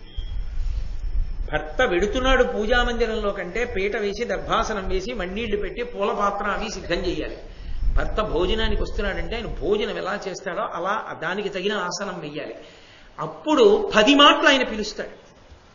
10 మాటలు ఆయన పిలుస్తుంటే ఏమవుతుంది? ఆయన జీవితంలో ప్రీతి ఏర్పడుతుంది. ఆ ప్రీతి ప్రేమకి కారణం. ఏ ప్రేమ లేకపోతే దాంపత్యం నిలబడదో దానికి కారణమైన పరిచర్యలున్నాయి. అవి ఎవరితోనో చేయిస్తే ప్రేమ నిలబడమంటే ఎందుకు నిలబడుతుంది? భర్తకి లేకపోయినా ఆయనకి లోటు లేని స్థితి వస్తుంది. ఆమె లేదనుకోండి, ఏ కారణానికో, ఆమె ఏం పెద్ద గుర్తు రాదు. ఎందుకు గుర్తు రాదంటే అన్నీ చేసేందుకు ఉన్నారుగా ఇంకోళ్ళు. అది ఇంకొక విషయంలో దాటిందనుకోండి, ఆమె గుండె బాదుకోవాలి. అందుకని వ్యక్తిగత జీవితం అదంతా. నేను అంతకన్నా ఇంకా చెప్పకూడదు. అది పూర్తి వ్యక్తిగతం. అది అందుకే భార్య మాత్రమే. ఇంకొకరికి అవకాశం అందులోకి నేను ఇవ్వను. అంత జాగ్రత్తగా ఉంటాను. కాబట్టి పతులు వచ్చిన ఆసన పాద్య విధులా. భర్తకి కాళ్ళు కడుక్కోవడానికి నీళ్లు ఇవ్వడం. భర్త ఈశ్వరుడైతే ఆయన వచ్చినప్పుడు కాళ్ళు కడుక్కోవడానికి నీళ్ళు ఇస్తే ఈశ్వరుడికి ఏమి ఇచ్చినట్టు? పాదయోహో పాద్యం సమర్పయామి. ఈశ్వరుడు కాళ్ళు కడుక్కున్న తీర్థం అయితే ఏం చేస్తారు? చెప్పులు ఇప్పి కళ్ళకు అద్దుకుని లోపలికి పుచ్చుకుంటున్నారా? భర్త కాళ్ళు కడుక్కున్న తర్వాత ఆ నీళ్లు ఇలా అనుకుందనుకోండి, భార్య ఎవరి పాదోదకాన్ని జల్లుకుందంటారు? ఈశ్వర పాదోదకం చల్లుకుంది. శాస్త్రం అంతే కదా. నేను కాదు చెప్పవలసింది, మీరు కాదు చెప్పవలసింది, వేదం చెప్పాలి. ఎవరో గుండెలు బాదుకుని అలా ఎందుకంటే అలా బాదుకున్నారని పోదది, శాస్త్రం అది. ఆ పుణ్యం నా భార్యకి రావడం తేలిక. మీరు ఆలోచించండి, నేను అన్నానని కాదు. నేను పురాణం చెప్పి ఇంటికి వెళ్ళి చెంబుతో కాళ్ళు కడుక్కున్నాను అనుకోండి, మా ఆవిడ చెంబుతో నీళ్ళు ఇచ్చి నేను కడుక్కోగానే ఇలా అనుకుంది అనుకోండి, అది ఈశ్వర పాదోదకం జల్లేసుకుంది. నేను జల్లుకోవాలంటే నాకు లేదా అవకాశం? ఒక్క మా గురువు గారు వస్తేనే నాకు అవకాశం. అది కూడా అన్ని వేళలా గురువు గారిని పాదాలు కడుగుతానని అడగకూడదు, తప్పది. కొన్ని సమయాల్లోనే అలా అడగడానికి అవకాశం ఉంటుంది. పైగా నేను పరమేశ్వర పాదోదకం పుచ్చుకోవాలంటే దానికో వేళ ఉండాలి. ప్రాతకాలంలో నేను స్నానం చేయాలి, మడిబట్ట కట్టుకోవాలి, లోపలికి వెళ్ళాలి, కూర్చోవాలి, మనసు నిలబెట్టాలి.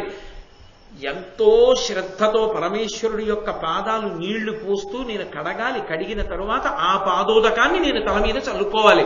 అది నాకు ఒక రోజు మొత్తం మీద ఎంతో మనసు పెట్టి భక్తితో చేస్తే ఒక్కసారి వస్తుంది. మా ఆవిడికి 50 మాటలు వస్తుంది అవకాశం. ఎవరు తరించారు? అదో పనిపిల్ల చల్లుకుంది అనుకోండి, మా అయ్యగారు నాకు తండ్రి లాంటి వాడని చల్లుకుంది. పోనీ అన్యభావన ఎందుకు? అస్తమానం దుష్టభావనతో మాట్లాడకూడదు. నా తండ్రి లాంటి వాడు మా అయ్యగారు. నా తండ్రి ఉంటే ఎంత ప్రేమగా చూస్తాడో అంత ప్రేమగానూ చూస్తారు మా అయ్యగారు నన్ను అని మా నాన్నగారి పాదోదకమే మా అయ్యగారికి ఎంతమంది దండం పెడతారో, మా అయ్యగారు కాళ్ళు కడుక్కుతామని ఎంతమంది అడుగుతారో, మా అయ్యగారు కాళ్ళు కడుక్కోవడానికి చెంబుతో నీళ్ళు ఇచ్చి ఆయన కాళ్ళు కడుక్కుంటే నేను చల్లుకున్నాను. చాలాదా నా జన్మకని చల్లుకుంది. ఇప్పుడు ఈ అదృష్టం ఎవరికి పోయింది? నువ్వు ఇచ్చిన జీతం వదిలే ఇంటి పనిపిల్లకి పోయింది భావన చేత. పొందవలసిన నువ్వేమయ్యావు? పోగొట్టుకున్నావా? నువ్వేమో క్షేత్రాలన్నీ తిరిగి తీర్థాల కోసం చేతులు అడుకుంటూ ఉంటావు, నీ ఇంట్లో ఉన్న తీర్థాన్ని వదులుకున్నావు. ఈశ్వరుడు అవకాశం ఇచ్చాడుగా నిన్ను తరించమని, అందుకని ఇవ్వనంది ద్రౌపదీదేవి. అది నేనెవరికి ఇవ్వను, నేనే చేసుకుంటాను. దీన్ని సరిగా అన్వయం చేయకపోతే ఇంకో ధూర్తతనంతో మాట్లాడితే ఆడవాళ్ల పట్ల పక్షపాతంతో ఈ పద్యం రాశారంటారు. ఎర్రాప్రగడ కర్మ ఆడవాళ్ళని చిన్నతనం చేసి రాయడానికి. ఎవరు ఎలా తరించాలో శాస్త్రం చెప్పింది. పూజ లేదన్నప్పుడు మరి ఆడది ఎలా తరిస్తుంది? తరించడానికి పురుషుడికి అవకాశం తక్కువ, ఎక్కువ ఉన్నది ఆడదానికి. నేను పరమేశ్వరుడికి అభిషేకం చేసి పాదోదకం పుచ్చుకుంటే సగం నా భార్యకి వెళ్ళింది. నే కాళ్ళు కొడుకున్న నీళ్లు చల్లుకుంటే మా ఆవిడ పుణ్యం పూర్తిగా దాంది, అందులో సగం నాకు రాదు. ఎవరు ఎక్కువ తరించారు నాకు చెప్పండి? తరించడానికి చెప్పారా, ఎవరినైనా ఇబ్బంది పెట్టడానికి విమర్శించడానికి చెప్పారా? శాస్త్రాన్ని శాస్త్ర మర్యాదతో అర్థం చేసుకోవాలి. కాబట్టి పతులు వచ్చిన ఆసన పాద్య విధుల భక్తితో ఏన కావింతో పనుపనురుల, ఎట్టి పరిస్థితుల్లో ఆ పని చేయడానికి నేను ఇతరులకు పంపను, నేనే చేస్తాను అది. ఎందుకని? ఆమెకి తెలుసు భార్యాస్థానానికి ఉన్న గౌరవం ఏంటో. ఈ గౌరవం తెలుసున్న వాళ్ళు అలా ప్రవర్తిస్తుంటే ఏ భర్త సంతోషపడిపోడు, నా భార్య ఇంత మంచిది, ఇంత మంచి ఇల్లాలు నన్ను ఈశ్వరుడిగా చూస్తుందని ఆయన ఎందుకు ఎంత సంతోషంతో గుండెల్లో పెట్టుకోడు. అందుకే మీరు లక్ష్మీనారాయణుల్ని దాంపత్యానికి అనుకూలంగా చెప్తాం. మనం ఎప్పుడైనా పెళ్లి చేస్తే లక్ష్మీ స్వరూపిడిగా కదా కన్యాదానం చేస్తాం. లక్ష్మీదేవి ఎప్పుడు ఎక్కడ ఉంటుంది? నారాయణుడికి పాదాల దగ్గర ఉంటుంది. ఆయన చెప్పాడు ఉండమని, నువ్వు నా కాళ్ళ దగ్గర కూర్చో, నా కాళ్ళు పడుతూనే ఉండు అంటే అసలు మొట్టమొదట పురుషాహంకారం అని విమర్శించవలసి వస్తే విష్ణువుని విమర్శించాలి. ఆయన ఏం చెప్పలేదు అలా. ఆమె ఎప్పుడూ ఆయనను అనువర్తిస్తుంది. అందుకని ఆయన ఎక్కడ పెట్టుకున్నాడు? గుండెల్లో పెట్టుకున్నాడు. లక్ష్మీం క్షీరసముద్రరాజతనయాం శ్రీరంగధామేశ్వరీం, శ్రీరంగనాథుడు గుండెల్లో పెట్టుకున్నాడు. ఆమె ఆయన పాదాల దగ్గర కూర్చుంది, ఆమె కూర్చుంది, ఆయన మాత్రం గుండెల్లో పెట్టుకున్నాడు. భర్త గుండెల్లోకి భార్య ఎందుకు చేరింది అంటే ఆయనని అనువర్తించింది కనుక. ఈ ప్రేమ సత్యభామ కావలసింది, ఈ ధర్మం, ఈ శాస్త్రం కావాలి దాంపత్యానికి. అంతేకాని ఎలా వశం చేసుకుందామన్నది కాదు కావలసింది. నేను ఆ పుస్తకం పేరు అది అనకూడదు, కానీ లోకంలో దానికి ఒక కొంత అప్రతిష్ట ఉంది కాబట్టి నేను అంటలేదు. తద్వ్యతిరేక కోణం చెప్తూ అంటాడు ఆయన. కాలు పెట్టినతోనే కాంతుని మెడవిచ్చి నిండు సంసారంబు రెండు చేసి తన మగడెంత ఆర్జనపరుడైన పరుగు పుల్లమ్మ కాపురము మిచ్చి ప్రాణేశుడొకటి సల్పక తానొకటి సల్పి అది ఏమనంగ కస్సుమనుచు లేచి విభుడంతులకు నేని విసిగి ఒక్కటి ఎన పెళ్ళు పెళ్ళున 10,000 గుప్పి పట్టజాలక పెనిమిటి ఇట్టెయన్న బావికి ని ఏటికి నిపడి పడి పరుగులెట్టెడి కాంతతోడి కాపురము కంటే వేరే నరకంబు కలదే అన్నాడు. కాబట్టి ధర్మం శాస్త్రం తెలియకపోతే ప్రమాదం వస్తుంది. అది అమాయకత్వం. అది తెలియకపోవడం అమాయకత్వం. పెళ్లికి వయసు వచ్చిందని పెళ్లి చేయడం కాదు, పెళ్లి చేసుకోవడానికి కావలసిన సంస్కార బలాన్ని ఏర్పరిచి పెళ్లి చేయడం గొప్ప. దాని వలన ఇద్దరూ సంతోషంగా ఉంటారు. ఇది స్త్రీకే కాదు, పురుషుడికి కూడా ఉండాలి. పురుషుడికి ఎక్కడ ఉండాలో అక్కడ అది చెప్తారు. మీరు ఆడవాళ్ళదే చెప్పారు, మగవాళ్ళకి ఎక్కడన్నా ఉందా అని అడుగుతారేమో. ప్రకటనంగా ఆడదానికి ఏం చెప్పరు. వివాహ క్రతువులో అన్ని స్నాతకంలో మగాడికి చెప్పి పెళ్లిపేట్ల మీద తీసుకొస్తారు. కాబట్టి మగవాడికి చెప్తారు, ఇద్దరికీ చెప్పకపోతే అవగాహన ఎక్కడి నుంచి వస్తుందండి? ఒకళ్ళకే ఉంటే రెండో వాళ్ళకి అవగాహన ఇది ప్రతిష్టంభన వస్తుంది. కాబట్టి నేను అలా ప్రవర్తిస్తూ ఉంటాను. మగువ ఎనొచ్చు వస్య విధి మందులు మాకులు ఒండు చందమై మగనికి తెచ్చు రోగములు మానక మూక జడాదిభావముల్ ముగి నొనరించు అద్దురితముల్ తన చేసిన చేతలై తుదిన్ జగమునకెక్కి నిందయును సద్గతి హానియువచ్చు ఇంటికి. మందు పెడతావా, మంత్రం వేస్తావా అని అడిగావు కదా సత్యభామ. అమాయకత్వం. నిన్ను నేను నింద చేయట్లేదు. అలా ఎందుకు చెయ్యకూడదో తెలుసా? మందు అన్నదానికి ఎప్పుడైనా సరే లోకంలో పరిమాణము అన్నదానితో సంబంధం ఉంటుంది. పరిమాణము, కాలము, ఈ రెండిటితో సంబంధం ఉంటుంది మందుకి. ఔషధము అన్నాను అనుకోండి, ఈ మాత్ర 3 పూట్ల వేసుకోండి. ప్రొద్దున్న వేసుకునే ముందు ఏదైనా పలహారం చేసి వేసుకోండి, రాత్రి నిద్రపోయే ముందు వేసుకోండి, కొంచెం మగతగా ఉంటుంది ఆ మాత్ర అని చెప్పి ఇస్తాడు వైద్యుడు. అది 3 పూట్ల వేసుకోవాలి, ఇలా వారం రోజులు వేసుకోండి తగ్గిపోతుంది అన్నారు అనుకోండి. వారం రోజులు వేసుకుంటే తగ్గిపోతే 7x3 21 మాత్రల తర్వాత తగ్గుతుంది. 7 రోజులు 3 పూటలు వేసుకోవడం ఎందుకంటే 21 ఇప్పుడు వేసుకుంటే తగ్గిపోదా అంటే 21 మాత్రలు కాదు కావలసింది, 21 మాత్రలు ఒక కాల వ్యవధిలో వేసుకోవాలి. అప్పుడు కదా ఆ ఔషధం పనిచేసింది. అలా భర్తని వశం చేసుకోవడానికి మందు పెట్టాలంటే ఎంత మందు పెట్టాలో తెలియకుండా మందు పెడితే వాడు మూగవాడో జడ్డివాడో చెవిటివాడో బలహీనత వచ్చి పడిపోయిన వాడో అయిపోతాడు. అప్పుడు నీ కాపరం ఏమవుతుంది? ఏడు మందు పెడతావా అని అడుగుతా ఏంటి? మందు పెట్టడం ఏంటి అని అర్థం ఉందా ఆ మాటకి? కాబట్టి వాడు మూక జడాదిభావముల్ ముగినరించు, వాడు జడుడైపోతాడు, చైతన్యం చచ్చిపోతుంది, లేకపోతే మాట పడిపోతుంది, ఒక్కొక్కసారి నోరు పగలదిహ. కాబట్టి అద్దురితముల్ తన చేసిన చేతలైతు దింజగమునకెక్కి నిందయును సద్గతి హానియువచ్చు నింతికిన్. ఈ రోగం వచ్చిన తర్వాత వైద్యుడి దగ్గరికి తీసుకెళ్లాలా? ఏదో ఔషధం పెట్టారండి ఈయనకి, అది మెదడు మీద పనిచేసింది, పనిచేసి ఆయనకి జడత్వం వచ్చింది, మూగతనం వచ్చింది, ఇక ఆయనకి నోట మాట రాదన్నారు అనుకోండి. 10 మంది ఎవరు పెట్టారు ఏమిటి అని నిలదీసినప్పుడు తెలిసిపోతుందా? అప్పుడు లోకం అంతా నింద చేస్తుందా? నింద చేయదా? అసలు దాంపత్యమా చేసేది, నిందా పొందేది? మంత్రాలు మాకులు ఔషధాలు ఏదో చేతబళ్ళు చింతామణులు ఇంద్రజాలాలు వీటితోటి ఆ భర్తని లొంగ తీసుకుంటారు. ప్రేమతోనమ్మా దాంపత్యం నెరపవలసింది. కావున పతులకు ఎప్పుడు కావింపం తగదు కపట కర్మంబులు తద్భావమెరిగి అనువర్తినియై వనిత చెరింప అది అగు ఎల్లవియం. ఇవి కాదు చెయ్యవలసినది. ఒక భార్య భర్త తనకి దగ్గరవడం అనేటటువంటి దానికి ప్రారంభం ఎక్కడ ఉంటుంది అంటే భర్త యొక్క భావనని తెలుసుకుని తదనుగుణంగా ప్రవర్తించడంలో ఉంటుంది. సాధారణంగా ప్రారంభం ఎక్కడుంటుంది అంటే ఆయనకి ఏదో ఒక రకమైన వంటకం ఇష్టం ఉంటుంది, తద్విరుద్ధమైన వంటకం ఈవిడికి ఇష్టం ఉంటుంది. మీరు లోకంలో చూడండి, మొదటి త్యాగం ఎక్కడుంటుందంటే ఆడదాని దగ్గర ఉంటుంది. ఎందుకు త్యాగం ఆడదాని దగ్గర ప్రారంభం అవుతుందని నేను ఇంత గర్వంగా చెప్తున్నానో తెలుసా? వంట పొయ్యి వంట ఇల్లు ఆవిడిది అయినప్పుడు ఆవిడ మీరు కోరుకున్నట్టు వంటే నేను ఎలా తింటాను? ఆనపకాయ పాలు పంచదార పోసి వండితే నాకు ఇష్టం, ఆనపకాయ ఆవ పెట్టి వండితే మీకు ఇష్టం, ఆనపకాయ ఆవ పెట్టి వండితే నాకు అసహ్యం, నేను పాలు పందారా పోసి వండుకున్నాను. తింటే తినండి, అది బాగుండకపోవడం అంటే ఎంత బాగుంటుందో, మీకు అసలు రుచి తెలిస్తే కదూ, మీ కర్మ అని 3 మాటలు వేసుకుని ఆవిడే తింది అనుకోండి, ప్రీతి కలుగుతుందా? ఆనపకాయ ఆవ పెట్టి వండి కొద్దిగా పాలు పంచదార పోసుకున్న కూర కూడా వండి ఆమె కొద్దిగా కలుపుకుని ఆవది అలవాటు చేసుకుంటోంది అనుకోండి, ఏమి ఎందుకు అలా వండుకున్నావు? ఆవకూర నాకు అంత ఇష్టం ఉండేది కాదండి పుట్టింట్లో, ఇప్పుడు అలవాటు చేసుకుంటున్నాను మీకోసం, అందుకని ఎక్కువ కూర ఆవతో వండాను, మీరు ఇష్టపడతారని. బాగానే వండానా? కొంచెం నేను ఇది చేసుకున్నాను, ఇంక ఈ అలవాటు తగ్గించుకుందాం అనుకుంటున్నాను అనగానే భర్త లోపల ఎంత చిత్రమైన భావన పొందుతాడు. అరే పిచ్చిది పాపం పుట్టింటి వచ్చేది, నా కోసం ఆవకూర ఎక్కువ వండి అది తక్కువ వండుకో, అలా చేయకు, నీకు కావలసింది చక్కగా సమృద్ధిగా వండుకో, దోషమే ఉంది అంటాడు. అది వండులకు ప్రేమ పెంచుతుంది. మొదట ప్రారంభం ఎక్కడ అంటే జగడమైనా ప్రేమ అయినా భోజనం దగ్గరే ప్రారంభం. అందుకే ఏకపాత్రలో భోజనం చేయిస్తారు, కారణం అదే. ఎందుచేత అంటే కోపం రావడానికి కావలసిన స్థితి మనిషిలో ఎప్పుడు ఉంటుందంటే ఆకలి వలనే ఉంటుంది.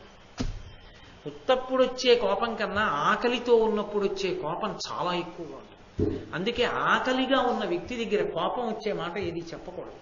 అందుకే భోజనం మౌనంగా చేయండి అంటారు. కారణం ఏంటంటే మంచి మాటలే మాట్లాడండి అంటే ఆయన మంచి కోసమే చెప్పారని, ఏదో చెప్పకూడదు చెప్పి కోపం తెప్పిస్తారని మౌనంగా భోజనం చేయండి అంటారు. ఆయన మౌనంగా చేయాలంటే ఏం మాట్లాడకూడదుగా. ఈవిడ ప్రేమతో మాట్లాడి పెడితే మంచిదే, లేకపోతే మౌనంగా వడ్డిస్తే చాలు. కాబట్టి ఆ తర్వాత ఒండరులు ప్రీతితో మాట్లాడుకుని మధ్యలో గోవిందా అనుకున్నా చాలు. కాబట్టి నేను ఆయన భావనని గుర్తిరిగి ప్రయాణం మొదలు పెడతాను. ఇప్పుడు ఆయన వెంటనే ఏమవుతాడు? ఆమె భావనకు అనుగుణముగా తాను మారుతాడు కాదు. మీరు లోకంలో చూస్తూనే ఉంటారు, పెళ్ళైన కొత్తల్లో ఒకలా ప్రారంభమవుతుంది. పురుషుడు ప్రత్యేకంగా ఎక్కడికో వెళ్ళి తను తినడు, కానీ తనకు వంట రాదు, అందుకని వెళ్ళి తన భార్యకి ఇష్టమైంది పట్టుకొస్తాడు. ఎవరింట్లోనో ఏదో వండారనుకోండి, మా ఆవిడికి ఇష్టం కానీ నా కోసం వండుకోదు చెప్తేను, వెల్లుల్లిపై నా కోసం తినడం మానేసేది ఎంతకాలం అయిందో, మీరు ఇంట్లో గోంగూర పచ్చడి వెల్లుల్లిపై వేసుకున్నారుగా, దాన్ని వేసుకోమంటే వేసుకోదు, ఏమనుకోకండి కొద్దిగా ఇద్దరు అని పట్టుకెళ్ళి విషయం నీ కోసం తెచ్చా తిను అంటే ఇప్పుడు తన దగ్గర ప్రారంభమైంది తన దగ్గర ఆగిపోదండి. మనుష్యులు భర్త దగ్గర కూడా ప్రవహిస్తుంది ఆ భావన, ప్రేమ. ఆ భావన, ఆ ప్రేమ తరంగాలలో దాంపత్యం ఉండాలి కానీ ఒకరినొకరు శాసించుకోవడానికి దాంపత్యం కాదు నిజానికి. కాబట్టి నేను ఆయన మనసిరిగి ప్రవర్తించడంలో నా దాంపత్యం ప్రారంభమైంది. కాబట్టి తగియడు వేళలందు నియతంబుగ మజ్జన భోజన క్రియల్ తగ నొడగుర్తు భర్తలకు ధాన్య ధనంబులు రిక్తమై వ్యయంబకుటకు ఓర్వనిప్పుడు గృహస్థల భాండ విశోధనంబు ఇమ్ముగనొకనాడు ఏమర ప్రమోదము సల్పుదు బంధుకోటికిన్. అబ్బా, ఈ ఒక్క పద్యం చాలండి, అంత అద్భుతమైన పద్యం.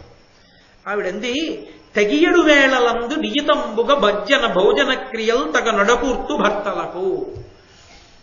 ఏ వేళలో పెట్టాలో ఆ వేళకి వాళ్ళకి స్నానము భోజనము ఈ రెండిటికి నేనే శ్రద్ధ తీసుకుని ఏర్పాటు చేస్తాను. ఎందుకని? స్నానము ఆయన అనుష్ఠానమునకు సంబంధించింది. ఆ వేళకి స్నానం అవ్వలేదనుకోండి, అనుష్ఠానం ఆగిపోతుంది. స్నానం చేస్తే కానీ అనుష్ఠానం నడవదు. ఆ స్నానం నడవకపోతే, అనుష్ఠానం ఆగిపోతే చీకాకు వస్తుంది. పోయింది నైమిత్తిక తిథిని కోపడతాడు. కాబట్టి స్నానానికి వేళ పట్టున ఏర్పాటు చేస్తాను. 2, భోజనం ఇంకొకళ్ళు వండడాన్ని ఎట్టి పరిస్థితుల్లో నేను అంగీకరించాను. నా భర్త భోజనం నేనే వండుకుంటాను. చాలా గొప్ప మాట. అసలు బహుశः అది ఉన్న చోట దాంపత్యంలో పరిపూర్ణమైన ప్రేమ ఉంటుంది.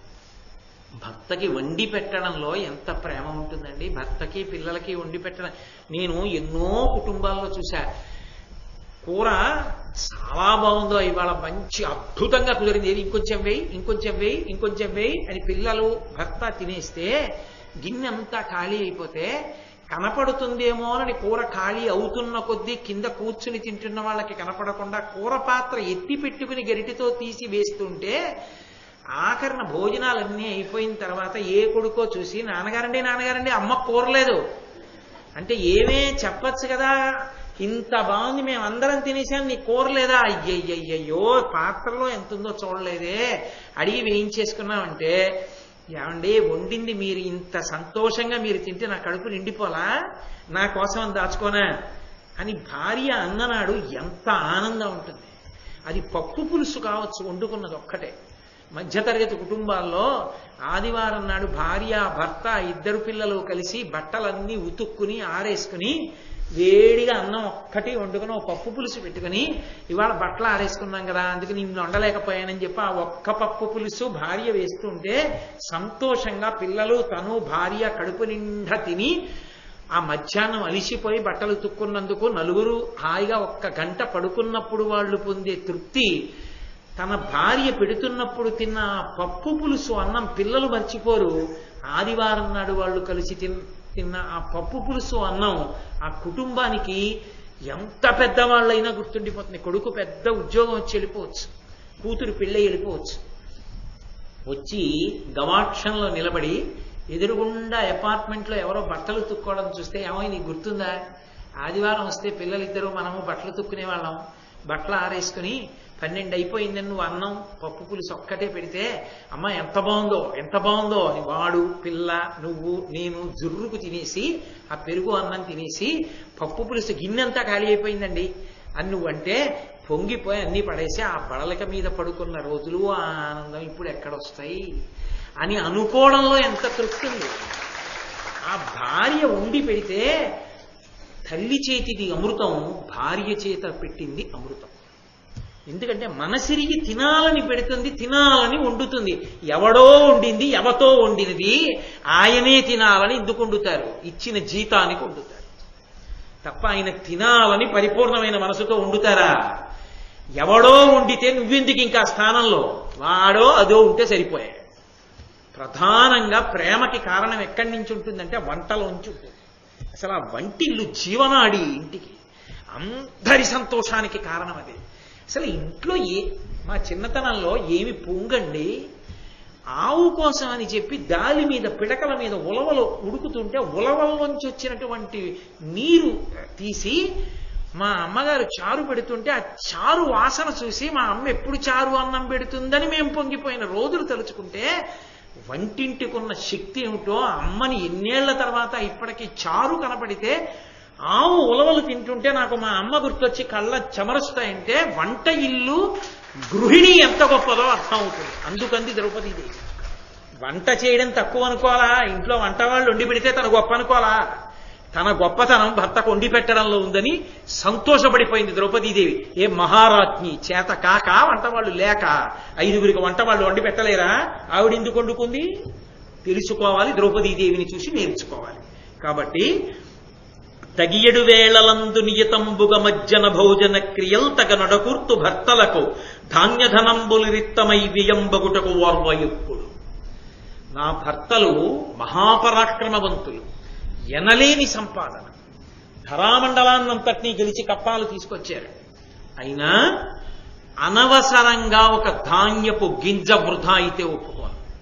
అంటే పెత్తనం ఎవరు చేస్తుంటారు? అంతఃపురంలో ఎక్కడ ఏమున్నాయో, ఎంతున్నాయో, ఎవరెవరికి ఎన్ని పెడుతున్నారో, ఎన్ని ఇస్తున్నారో, ఇంకెంత నిలవ ఉంటోందో ఎవరికి తెలుస్తుంది? ఆవిడికి తెలుస్తుంది. అసలు ఆ ఇంటి పని అంతా ఎవరో చేస్తూ ఈమె అలంకారం ఒక్కటే చేసుకుంటానంటే అది ఏమి శుభగండి. అది నేను ఏం చెప్పనులేండి, సరే అది బాగుండదు, నేను కొన్ని మాట్లాడకూడదు. కాబట్టి నేను ఆ అంతఃపురం మీద పెత్తనం ఉంటుంది. నాకు ధనం ఎంతుంది, ధాన్యం ఎంతుంది, ఆభరణాలు ఎన్నున్నాయి, పాత్రలు ఎన్నున్నాయి, పంచల చాపులు ఎన్నున్నాయి, చీరలు ఎన్నున్నాయి, యజ్ఞోపవీతాలు ఎన్నున్నాయి, ఆచమన పాత్రలు ఎన్నున్నాయి, ఉద్ధరణలు ఎన్నున్నాయి, కలశలు ఎన్నున్నాయి నాకు తెలుసు. ఎప్పుడు ఏ దానం చెయ్యాలంటే ఎన్నున్నాయో, ఎవరికి ఏమి ఇవ్వచ్చో నేను చెప్పి తెప్పిస్తాను. అంతేకాని ఇంట్లో పని వాళ్ళకి అన్నీ తెలియడమును నాకేమీ తెలియకుండా ఉండడము ఉండదు. అది ఇంటి యజమానురాలుగా నా గొప్పతనం. కాబట్టి ఒక్క గింజ నిష్కారణంగా వృధా అవడాన్ని ఒప్పుకోను. అలా అయితే తెచ్చేవాడు ఎంత తెచ్చినా చిల్లుకుండలో నీళ్లు మిగలదు, పోతూ ఉంటుంది. కాబట్టి నేను నా పెత్తనం ఉంటుంది, చూస్తుంటాను పరిచారికులందరినీ, ఎవరికి ఎంత అవసరమో అంత ఇస్తాను. కానీ స్వాతంత్ర్యం అంగీకరించాను. వాళ్ళంతట వాళ్ళు తీసుకుని వెళ్ళిపోవడానికి వీల్లేదు. నాకు తెలియాలి ప్రతి విషయం. అలా గృహ పరిపాలన చూస్తుంటాను. దాని వలన భర్తకి పరమశాంతి. తాను తేవడం కాదు, తెచ్చింది నిలబడుతుంది. నిలబడ్డం కాదు, అది సమయోచితంగా ఉపయోగపడుతుంది. దానివల్ల కుటుంబం అంతా వృద్ధిలో వస్తుంది. అందుకని నేను అలా చేస్తూ ఉంటాను. గృహస్థల భాండ విశోధనంబు ఇమ్ముగనొక నాడు ఏమరా. అందుకే ఇంటిని చూసి ఇల్లాలని చూడండి అని ఒక మాట లోకంలో. మీరు 2 ఇళ్ళు గదుల్లో ఉంటారు కొంతమంది, ఒకే హాలు, చిన్న వంటిల్లని ఒక అగ్గిపెట్టే, ఒక్క బెడ్రూమ్ ఉంటారు. కానీ మీరు వెళ్ళి చూడండి, నిజంగా నేను ఎందరో ఇళ్ళు చూశాలా, ఎంత అద్భుతంగా ఉంటాయో. ఎక్కడ ఉండవలసిన వస్తువు అక్కడ ఉంటుంది, ఎంత చక్కగా ఉంటాయో. అది ఆ అమరిక. ఆ వస్తువుల్ని అలా నేర్పరితనంగా ఎక్కడ ఏది పెట్టుకుంటే అందంగా ఉంటుందో అది తానే అమర్చుకుని ఆ ఇల్లాలు 2 గదుల ఇల్లు, 3 గదుల ఇల్లు అంత అందంగా ఉంచుకుంటారు. 10 గదుల ఇల్లు ఉండనివ్వండి, మురికి కూపం, బట్టలు ఓ చోట పెద్ద కుప్ప, గిన్నెలు కుప్ప. అసలు ఏదైనా ఇలా కొంచెం బల్లపరుపుగా ఉంటే దాని నిండా ఉంటాయి ఓ సామాన్లు. బల్లపరుపుగా ఇంట్లో ఏదైనా ఉందో దాని మీద సామాన్ ఉంటుంది. భర్త అయినా పొరపాటున కాసేపు వంగుంటే వాడి వీపు మీద గిన్నె ఉంటుంది. అంటే అసలు ఏ వస్తువు ఎక్కడ ఉండాలో అక్కడ ఉండదు. ఏది ఎదురుగుండా బల్లపరుపుగా ఉంటే దాని మీద పడేయడమే. నగ దాని మీదే. పురుషుడు వాడు మడిపంచ పరుపు మీదే. వాడు మళ్ళీ మడికి వెళ్ళేటప్పుడు ఈ మంచం మీద పంచి తీసే కట్టుకుని వాడు పూజ వెళ్తాడు. ఎంత దరిద్రం. ఈయన పంచి విప్పితే మడత పెట్టి మళ్ళీ పూజ గదిలో పెట్టేవాడు ఉన్నాడు. ఆయన పెట్టుకోడు, ఆ ఇంట్లో పెట్టేవాళ్ళు ఉండరు. ఆ ఇంట్లో అన్నీ ఉంటాయి, ఏ వస్తువు ఎక్కడ ఉంటుందో మాత్రం తెలియదు. ఎవరి అంత తెలుసుకోవాలంటే ఆ ఇంటి పని పిల్లని పిలవాలి. పిలిచి ఇది ఎక్కడ ఉంటుంది అంటే అది చెప్పచ్చు. ఈ ఇంట్లో వాళ్ళిద్దరూ దాని యొక్క అనుగ్రహం మీద ఆధారపడి ఉంటారు. అది 3 రోజులు రాకపోతే వీళ్ళకి ఇంట్లో ఉన్న దరిద్రమే, ఎక్కడే ఉన్నాయో తెలియదు. నేను అలా కాదు, నా ఇల్లు నేను సర్దుకుంటుంది కాబట్టి మార్నింగ్ వాక్లు అవి అవసరం లేకుండా పోయింది ఆవిడికి. ఎందుకని అంటే పెద్ద వ్యాయామం ఇంట్లోనే సరిపోయింది. అంటే నేను ఎవరిని తక్కువ చేశానని అనుకోవద్దు. పాపం ఎవరో ఏదో ఏ కారణానికో చేస్తుండొచ్చు, దాన్ని నేను తప్పు పట్టాననుకోవద్దు. అలా తప్పు పట్టే స్వభావం నాది కానీ కాదు. ఒకవేళ అలా ఎవరైనా బాధపడి ఉంటే నేను క్షంతవ్యుడు. కాబట్టి ధనధాన్యంబులిరిత్తమై వ్యయంబగుటకు ఓర్వ ఎప్పుడు గృహస్థల భాండ విశోధనంబు. గృహము అంటే ఇల్లు. ఇల్లు ఎప్పుడు శుభ్రంగా ఉంచుకుంటాను. ఓ బూజు దుమ్ము ధూళి అలా ఉండని మనం. లక్ష్మి అక్కడ ఉంటుంది. ఇంటిని అమరికగా ఉంచుకుంటాను. స్థల, ఇంట్లో ఏదో ఖాళీ స్థలాలు ఉంటాయి. ఆ స్థలం చూడగానే అబ్బా ఏమిటి ఇంత చిన్న స్థలం ఇంత అందంగా ఉంచచ్చా అనిపించేటట్టుగా ఉంచుతుంది ఆవిడ. స్థల భాండ, ఇంట్లో గిన్నెలు పాత్రలు ఏది ముట్టుకోండి మిరిసిపోతూ అంత ఉబ్బిడిగా అలా తీసుకోవడానికి అంత అందంగా అలా పేర్చబడి ఉంటాయి. కొన్ని ఇళ్లల్లో చూడండి, పూజ గదిలోకి వెళ్ళారనుకోండి చిన్న చిన్న చీపురు పుల్లలతో నిర్మాల్యం తీయాలి. ఎందుకంటే అదొక పెద్ద సభామంటపంలో ఉంటుంది. ఎంతమంది దేవతలు ఓ పెట్టి ఉంటుంది. ఆ పెట్టి నిండా దేవతలు, ఎవరెవరో వాళ్ళకి తెలీదు.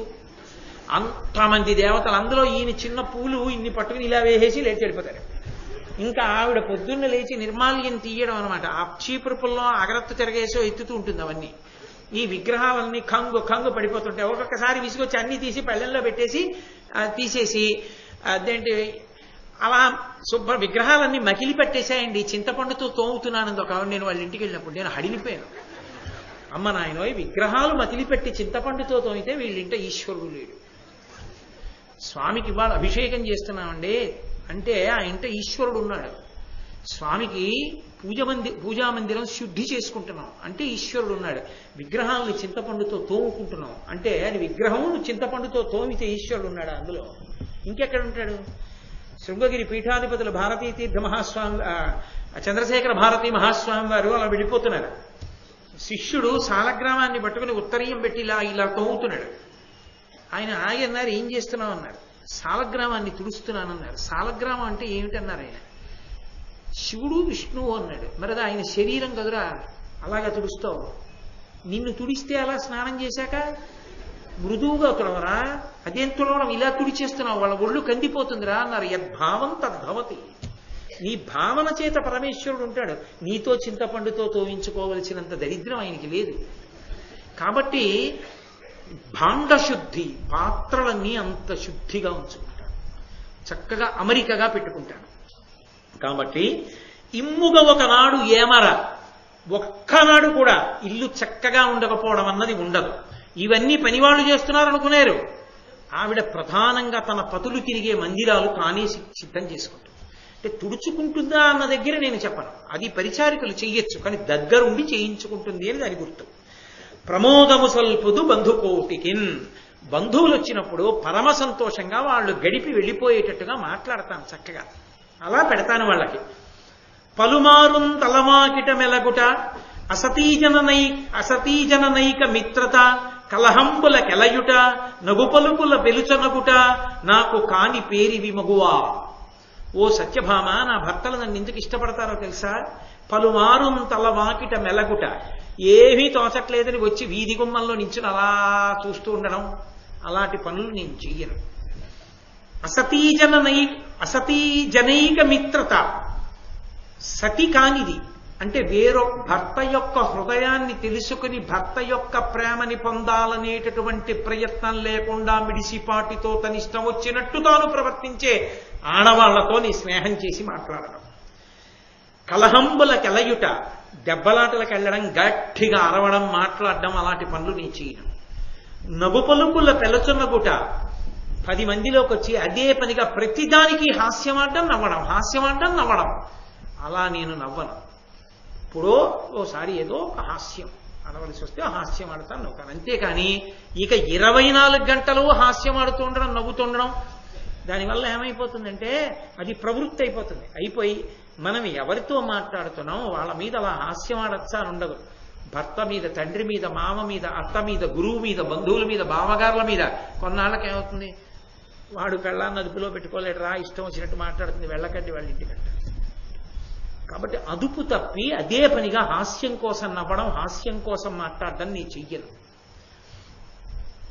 నాకు కాని పేరివి మగువా, నేను అలాంటి పనులు చేసేదాన్ని కాదు.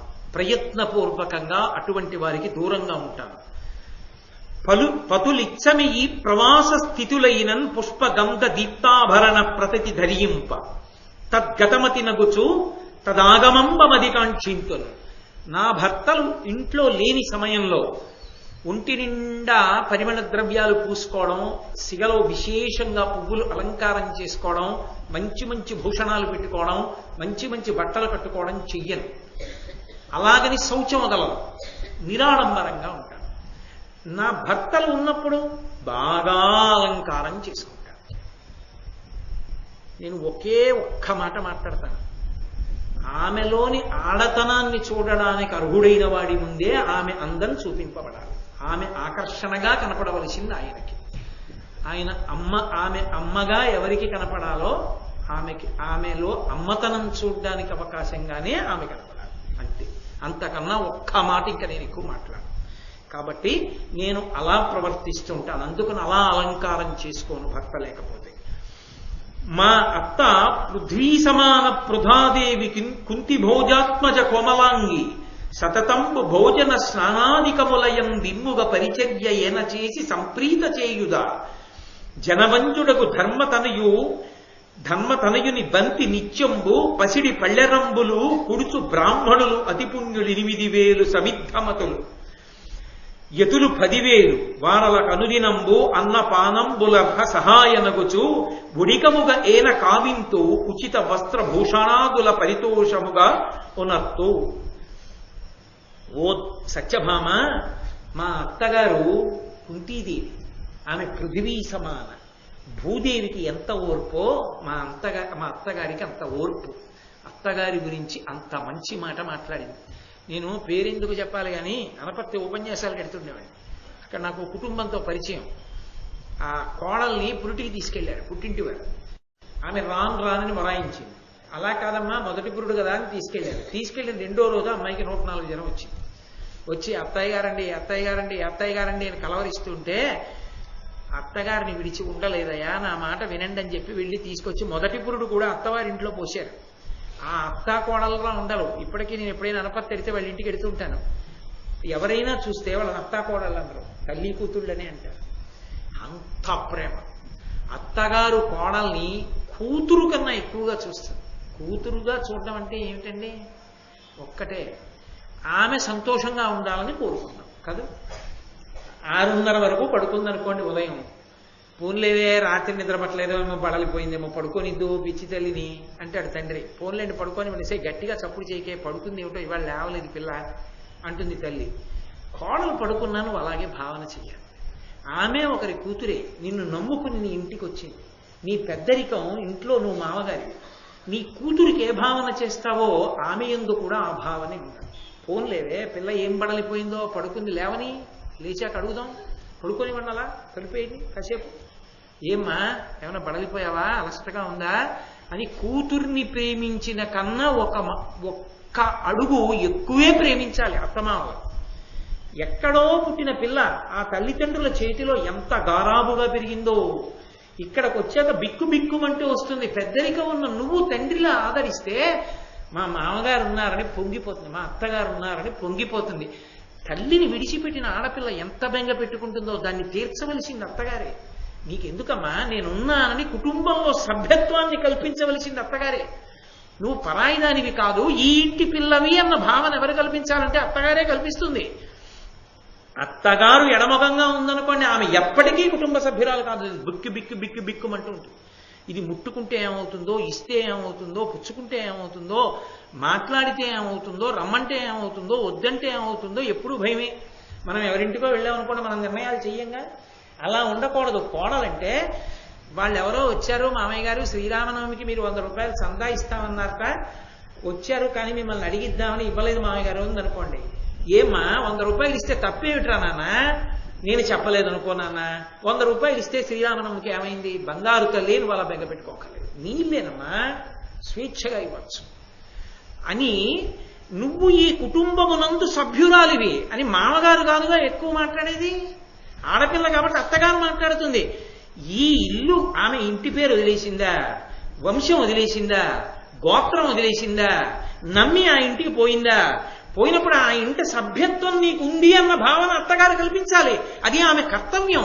అంతేకాని అత్తగారిని చూస్తే భయపడిపోయేటట్టు ఆడపిల్లుంటే ఆమె ఏ సంతోషంగా ఉంటుంది చెప్పండి నాకు?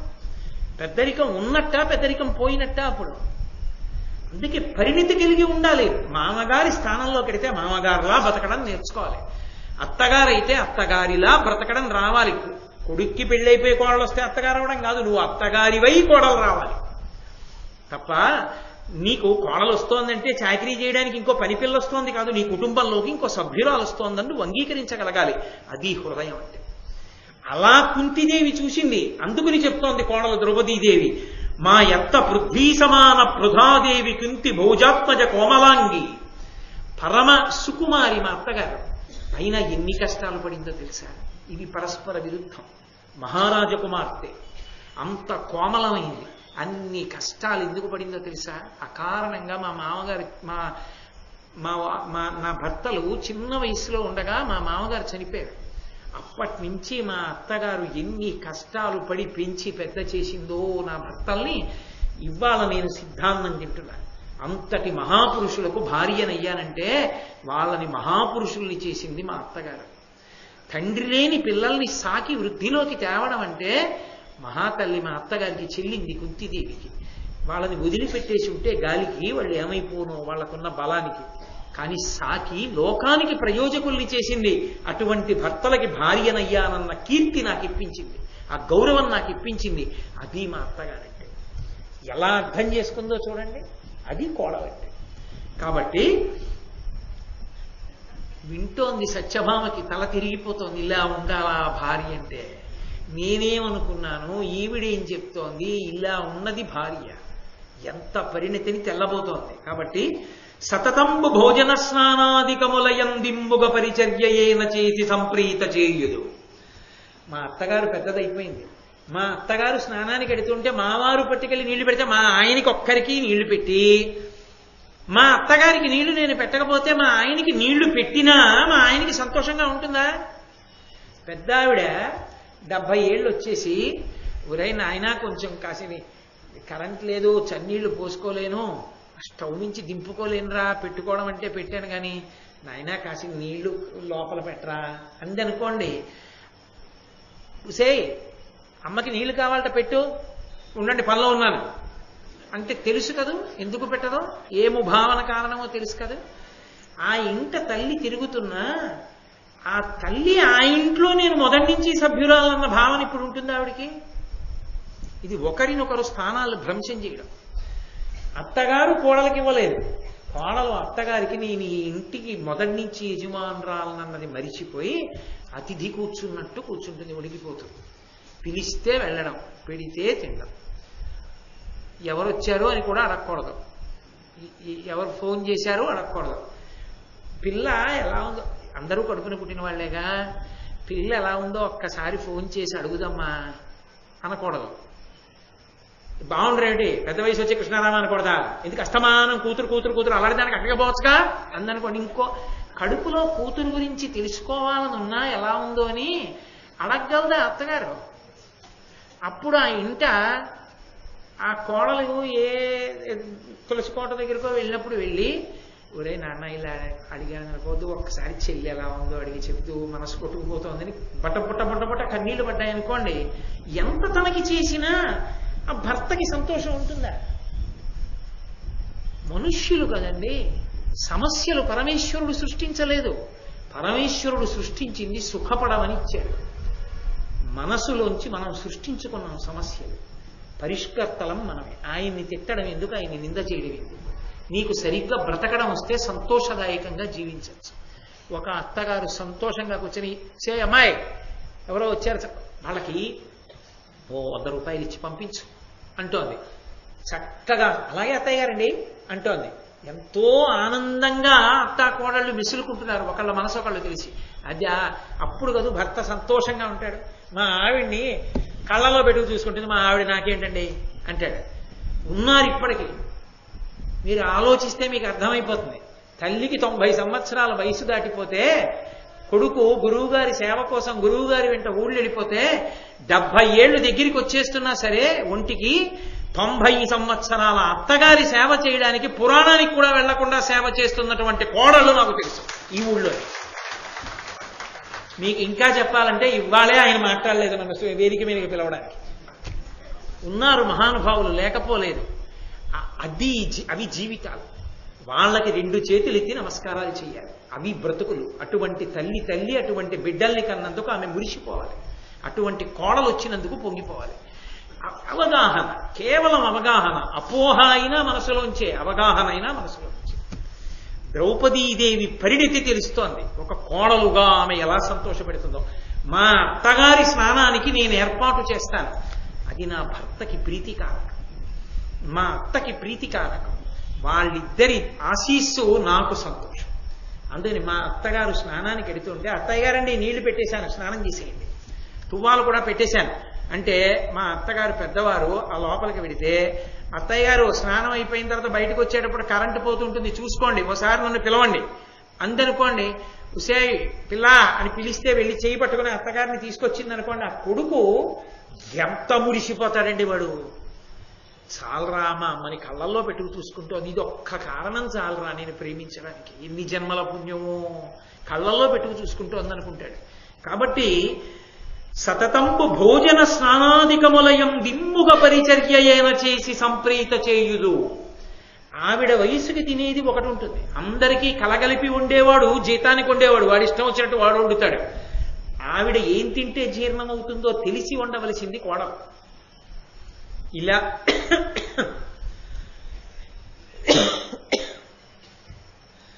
అన్నం ముట్టుకుంటే లేహ్యంలా కలిసిపోవాలి మెత్తగా. అలా నీళ్లు ఎక్కువ పోసి మెత్తగా అన్నం వండి జారుగా పప్పు వండి వేసి కొంచెం నెయ్యేసి, ఎక్కువ నెయ్యి వేయకుండా అత్తయ్య గారండి తినండి అంటే ఆవిడికి నోట్లో గుటుక్కుని జారి జీర్ణం అవుతుంది. ఆయన ఇంటి యజమాని కందికుండా అన్నం వేసుకు తింటే విడివిడిలాడుతూ ఉన్నా తింటాడు, జీర్ణం అవుతుంది. పనివాడు వండితే యజమాని కొడుతాడు, యజమానురాలు కొడుతాడు. అదే తినమంటే ఆవిడికి ఏం జీర్ణం అవుతుంది? ఓ పూట తిని 3 పూట్ల కడుపు నొప్పితో కూర్చుంటుంది. నువ్వు దేశాలకి సేవ చెయ్యక్కర్రా, ఇంట్లో ఉన్న ఒక్క ముసలావిడికి ఆవిడ తినడానికి యోగ్యమైంది ఒక్కటి నువ్వు వండి పెడితే చాలు, నీ ఒంట్లో ఓపిక ఉన్నందుకు సార్థకత. ఏ ఇంటిని ఆ ఇంట్లో వాళ్ళు జాగ్రత్తగా చూసుకుంటే వృద్ధాశ్రమాలు అక్కర్లేదు, విరాళాలు అడగక్కర్లేదు. కాదు, అంతకన్నా ధన్యత ఎక్కడుంది లోకానికి? కాబట్టి ఆవిడంది, జనవంజుడకు ధర్మ తనయుని బంతి నిత్యంబు పసిడి పళ్ళెరంబుల కుడుతు బ్రాహ్మణులు అతిపుణ్యులు 8,000 సమిద్ధమతులు ఎదులు 10,000 వారల కనుదినంబు అన్న పానంబులర్హ సహాయనగుచు ఉడికముగయేన కావింతు ఉచిత వస్త్రభూషణాదుల పరితోషముగననత్తు. నా భర్త ధర్మరాజు గారి భోజనానికి కూర్చుంటే ఆయనతో పాటుగా 8,000 మంది బ్రాహ్మణులు భోజనానికి కూర్చుంటారు. వాళ్ళు ముందు పరిశేచనం చేసి తింటే తప్ప నా భర్త తినడం. అంతకన్నా ముందు 10,000 మంది సన్యాసులు తింటారు. సన్యాసులు ఒకలా తింటారు, ఉప్పు కారం అక్కర్లేదు వాళ్ళకి. బ్రాహ్మణులు ఒకలా తింటారు. బ్రాహ్మణులు ఎలా తినాలో అలా వంటలు సిద్ధమవుతాయి, అవి చేయిస్తుంది ఆవిడ. సన్యాసులకి ఒకలా, ఎవరెవరికి ఎలా పెట్టారు, పాత్రలు ఎలా వడ్డిస్తున్నారు, ఎంత జాగ్రత్తగా వడ్డిస్తున్నారు, ఎలా మారడుగుతున్నారు అన్నీ చూస్తారు. కంచి కామకోటి పీఠాధిపత్యం వహించినటువంటి మహాపురుషులు చంద్రశేఖరేంద్ర సరస్వతి మహాస్వామి గారు ఒకనొక సమయంలో కంచి కామకోటి పీఠానికి ఉన్నటువంటి వేద పాఠశాలలోని విద్యార్థుల్ని ఒక ఇంటికి పంపవలసి వచ్చింది. ఒక 10 రోజులు. 10 రోజులు అయిపోయిన తర్వాత స్వామి తిరిగి వచ్చేశారు కంచి. తిరిగి రాగానే ముందు వేద విద్యార్థుల్ని పిలిచారు. ఏరా మీకు అన్నం పెట్టారా అని అడిగారు. పెట్టారండి. ఎలా పెట్టారా? పప్పు వేసిన తర్వాత ఊరుకున్నారా, ఇంకొంచెం పప్పు వేసుకుంటారా అని అడిగారు. స్వామి పప్పే కాదండి, ఏదైనా సరే వేసి మేము కలుపుకున్న తర్వాత ఇంకొంచెం వేసుకోండి, బావులేదా అని అడిగి వేసేవారండి అన్నారు. వెంటనే యజమాన్ని పిలిచి వరం ఇచ్చారు. ఏడాదికి ఒక రోజు కామాక్షిని ఇంటికి వస్తుందని. ఇప్పటికీ వెళుతున్న వాళ్ళ ఇంటికి, ఎవరో కాదు, శంకర్ గారు.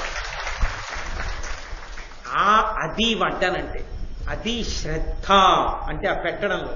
8,000 మందికి బంగారు పాత్రలు సిద్ధం చేస్తుంది బ్రాహ్మణులకి, 10,000 మంది సన్యాసులకి ఆకులు సిద్ధం చేస్తుంది కడిగించి. దగ్గరుండి చూసుకుంటుంది. ఒక్క జాము నిద్రపోతే గొప్పనేనని చెప్పుకున్నాడు.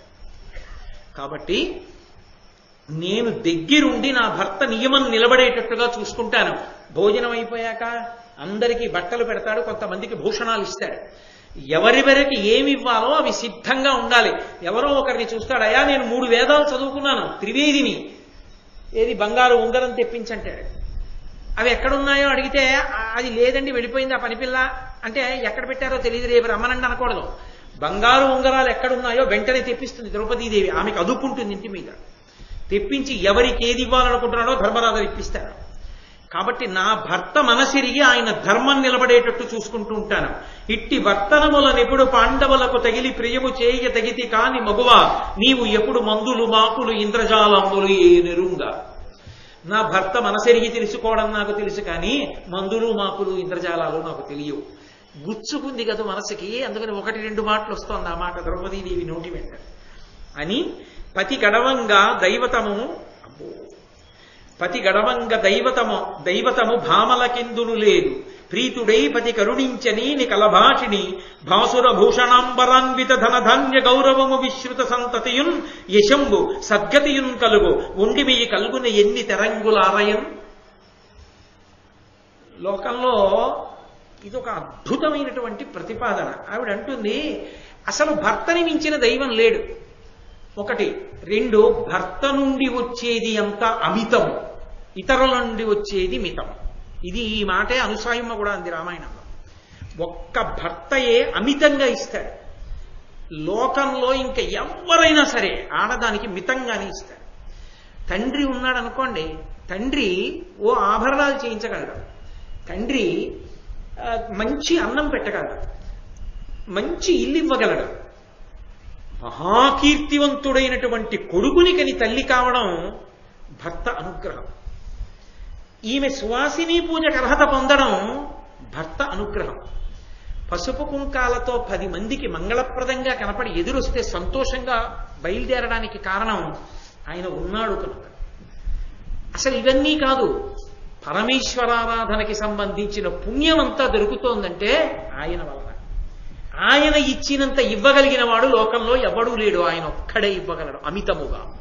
మిగిలిన వాళ్ళు ఎవ్వరూ ఇవ్వలేరు. 2, ఎవరు ఏది ఎంత బాగుందన్నా తృప్తి లేదు, ఆయన అన్న మాటలో తృప్తి ఉంది. మీరు చూడండి లోకంలో దీనికి ఒక చిన్న విషయం చెప్తుంటారు పెద్దవాళ్ళు. వెనకటికి కొంతమంది మత్స్యకారులు సముద్ర గర్భంలోకి వెళ్లి దూరంగా కొన్ని నెలల పాటు ఉండి మంచి మంచి ముత్యాలు కూడా పట్టుకుని వచ్చి భార్యలకి ముత్యాల సరాలు పేర్లు చేసి మెడలో వేస్తుండేవారు. ఒక ఆయన అంత లోపలికి వెళ్ళేవాడు కాదు, పొద్దున్న ఎడితే రాత్రికి వచ్చేసేవాడు.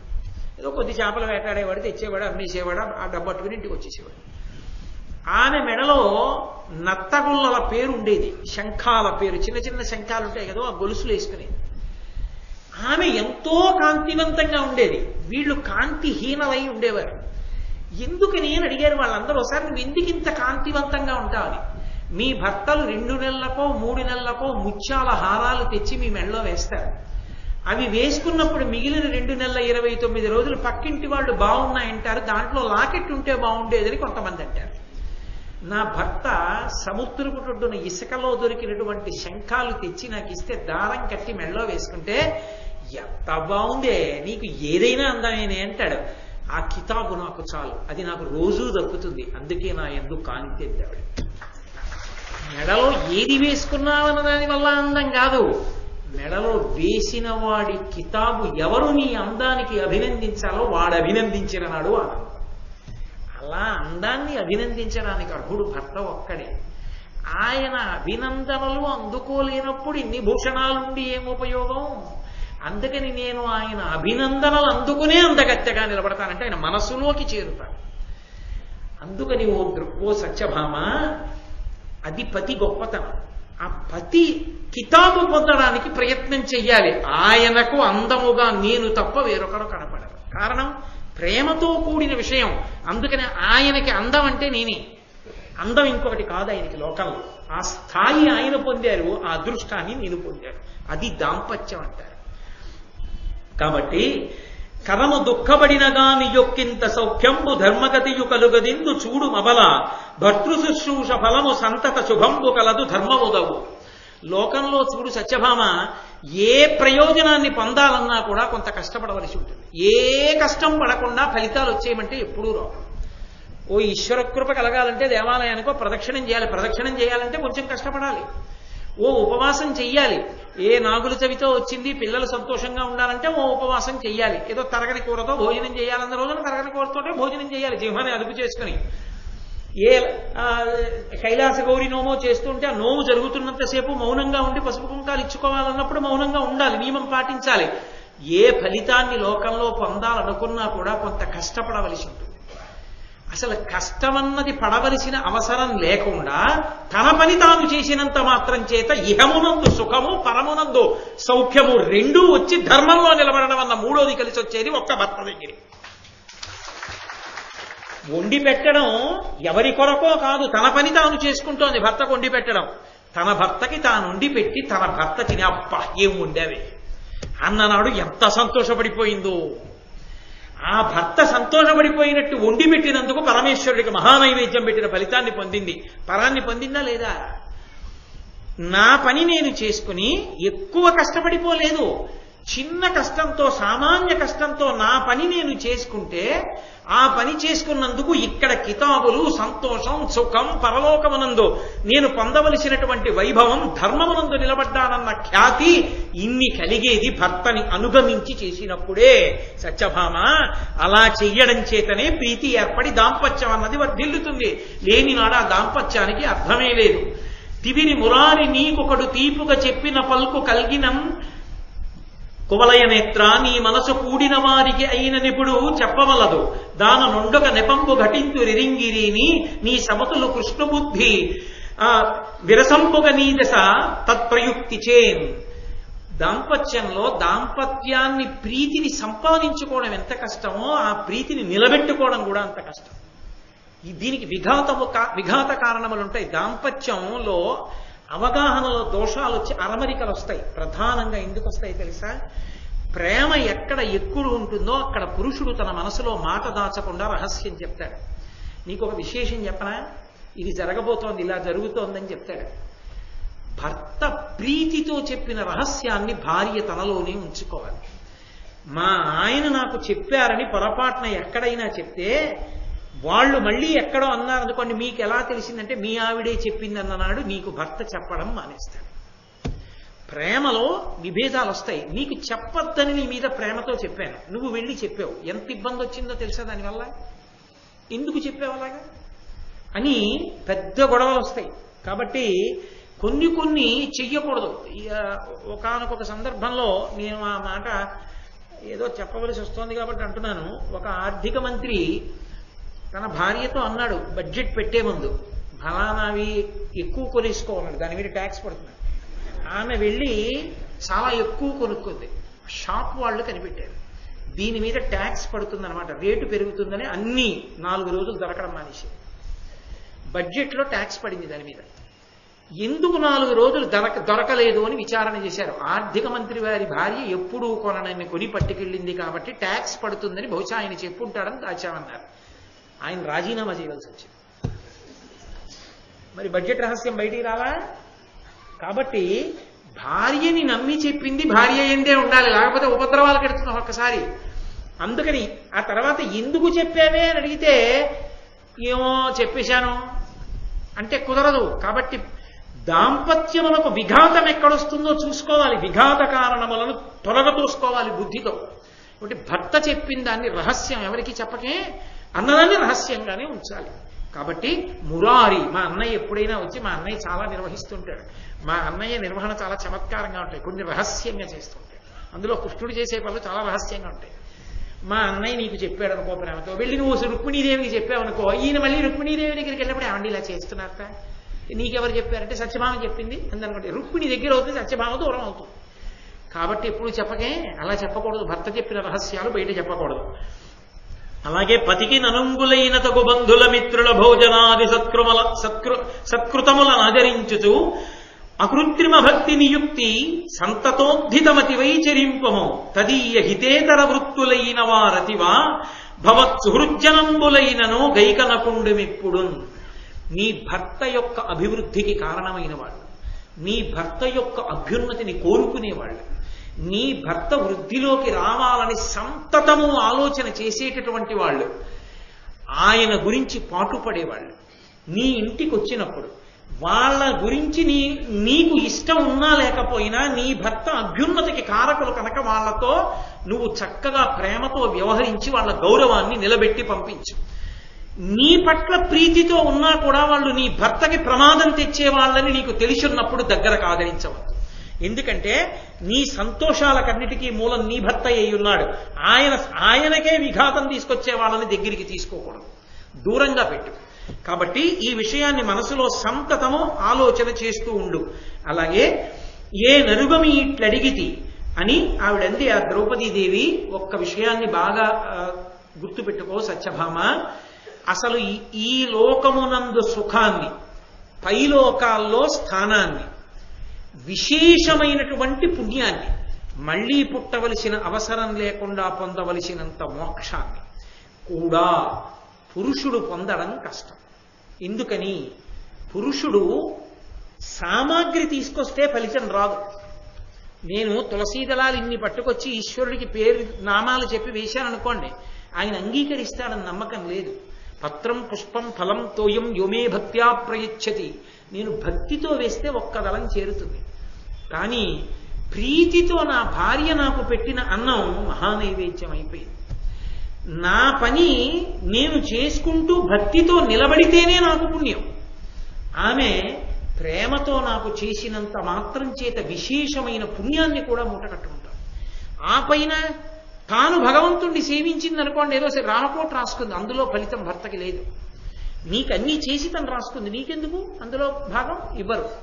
కాబట్టి ఒక ఆడదానికి ఇంత వైభవాన్ని ఇవ్వగలిగిన వాడు భర్త.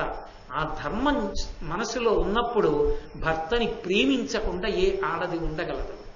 పెళ్లి అవడం అంటే అదొక పెద్ద భాగ్య విశేషం. ఎందుకంటే తరించడానికి మార్గం కలిగింది. భర్త పరమేశ్వర స్వరూపం కనుక సేవించి వైభవాన్ని పొందారు. భర్త వెళ్ళిపోతే ఎందుకు అమంగళ స్వరూపం అయిపోయిందంటే ఆమెకి పుణ్యాచరణము పోయింది. ఆమెకి ఏది ఇన్ని పుణ్యాలేవి ఎక్కడి నుంచి వచ్చాయి? లేవు.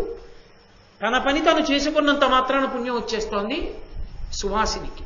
కాబట్టి ఓ సత్యభామ, ఇది జ్ఞాపకం ఉంచుకున్నాడు. ప్రేమతో భర్తని అనుగమించు, తప్ప భర్తని వశం చేసుకుందామని కోరుకో. అంటే సత్యభామంది, ఏ నురుగమి ఇట్లడిగితి నా నేరమి సైపవలయు నగవుగగును మీ మానిని నా పలుకులు సన్మానితం భవచ్చరిత్ర మహిమ ధరిత్రి. ఓ ద్రౌపదీదేవి, నాకు తెలియదు ఎంత గొప్పదానివి, ఎంత గాంభీర్యం ఉంది, ఎంత శాస్త్ర పాండిత్యం ఉంది, ఎంత అవగాహన ఉంది నీలో, ఎంత గొప్పగా నాకు చెప్పావు. ఇవన్నీ నాకు తెలియక నేను మాట్లాడిన మాటలు ఎంత దోషమో నాకు ఇప్పుడు అర్థమవుతోంది. కాబట్టి నేను పరిహాసం ఆడానని స్వీకరించు. నేను అన్నాను పొరపాటు మాటలు నిజమే. నీచకాంతలతో మాట్లాడవలసినట్లు నీతో మాట్లాడాను. ఒక్కలా అనుకో, నా మనసు నా మీద నీకు కోపం ఉండదు. నేను పరిహాసం ఆడాను అనుకో. ఎందుకని? నేను వదిన్ని కదూ, వదిన ఆడబడుచుతో పరిహాసం ఆడుతుందిగా, అందుకని స్వతంత్రించాననుకో. మనసులో కష్టపెట్టుకోకు, నన్ను క్షమించు. ఎంత పొంగిపోయి ఉంటుంది ద్రౌపదీదేవి. అదే కదా ఆవిడ కోరుకున్నది. ఈ మార్పు రావాలనే కదా ఆవిడ ఇంత కష్టపడి చెప్పింది. ఎంతో పొంగిపోయింది. అలా మనసులో పెట్టుకునేదానని కాదమ్మా. చాలా సంతోషం. విషయం నువ్వు స్వీకరించగలిగితే చాలు. ఎంతో ఆనందించారు. ద్రౌపదీదేవి వలన సత్యభామ ఒక గృహిణిగా, ఒక భార్యగా, ఒక తల్లిగా తాను వ్యవహరించవలసినటువంటి తీరుతెన్నులు తెలుసుకుని అసలు దాంపత్యము అన్న మాటకు అర్థం ఏమిటో, దాంపత్యం అంటే ఎలా ఉండాలో, ఒంటుల మధ్య ప్రేమ ఎలా ఉండాలో ఒక్కసారి మననం చేసుకుని మురిసిపోయింది. అంత గొప్ప విశేషం సత్యభామ ద్రౌపదీ సంవాదము అని ఆరణ్యకాండ యందు ఒక ప్రధానమైనటువంటి ఘట్టం. ఈ ఘట్టం ఎంత గొప్పదో రేపటి రోజున నడిచేటటువంటి ఘట్టం కూడా అంత గొప్ప ఘట్టం. ఘోషయాత్ర అని ఆరణ్యకాండలో అది ఎన్ని విషయాల్లో నిరూపణం చేస్తుంది. అటువంటి ఘోషయాత్ర ఘట్టాన్ని రేపటి రోజు సాయంకాలం 6:30 మనం కలుసుకున్నప్పుడు కృష్ణ భగవానుడు పలికించినంత మేర పలుకుతాను. మంగళాశాసన పరై పదాచార్య పురోగమై సర్వైశ్చ పూర్వైరాచార్యై సత్కృతాయాస్తు మంగళం. మంగళం కోసలేంద్రాయ మహనీయ గుణాత్మనే చక్రవర్తి తనూజాయ సర్వభౌమాయ మంగళం. ఉమాకాంతాయ కాంతాయ కామితార్థప్రదాయినే శ్రీగిరీశాయ దేవాయ మలినాథాయ మంగళం. సర్వం శ్రీ ఉమామహేశ్వర పరబ్రహ్మార్పణమస్తు. స్వస్తి.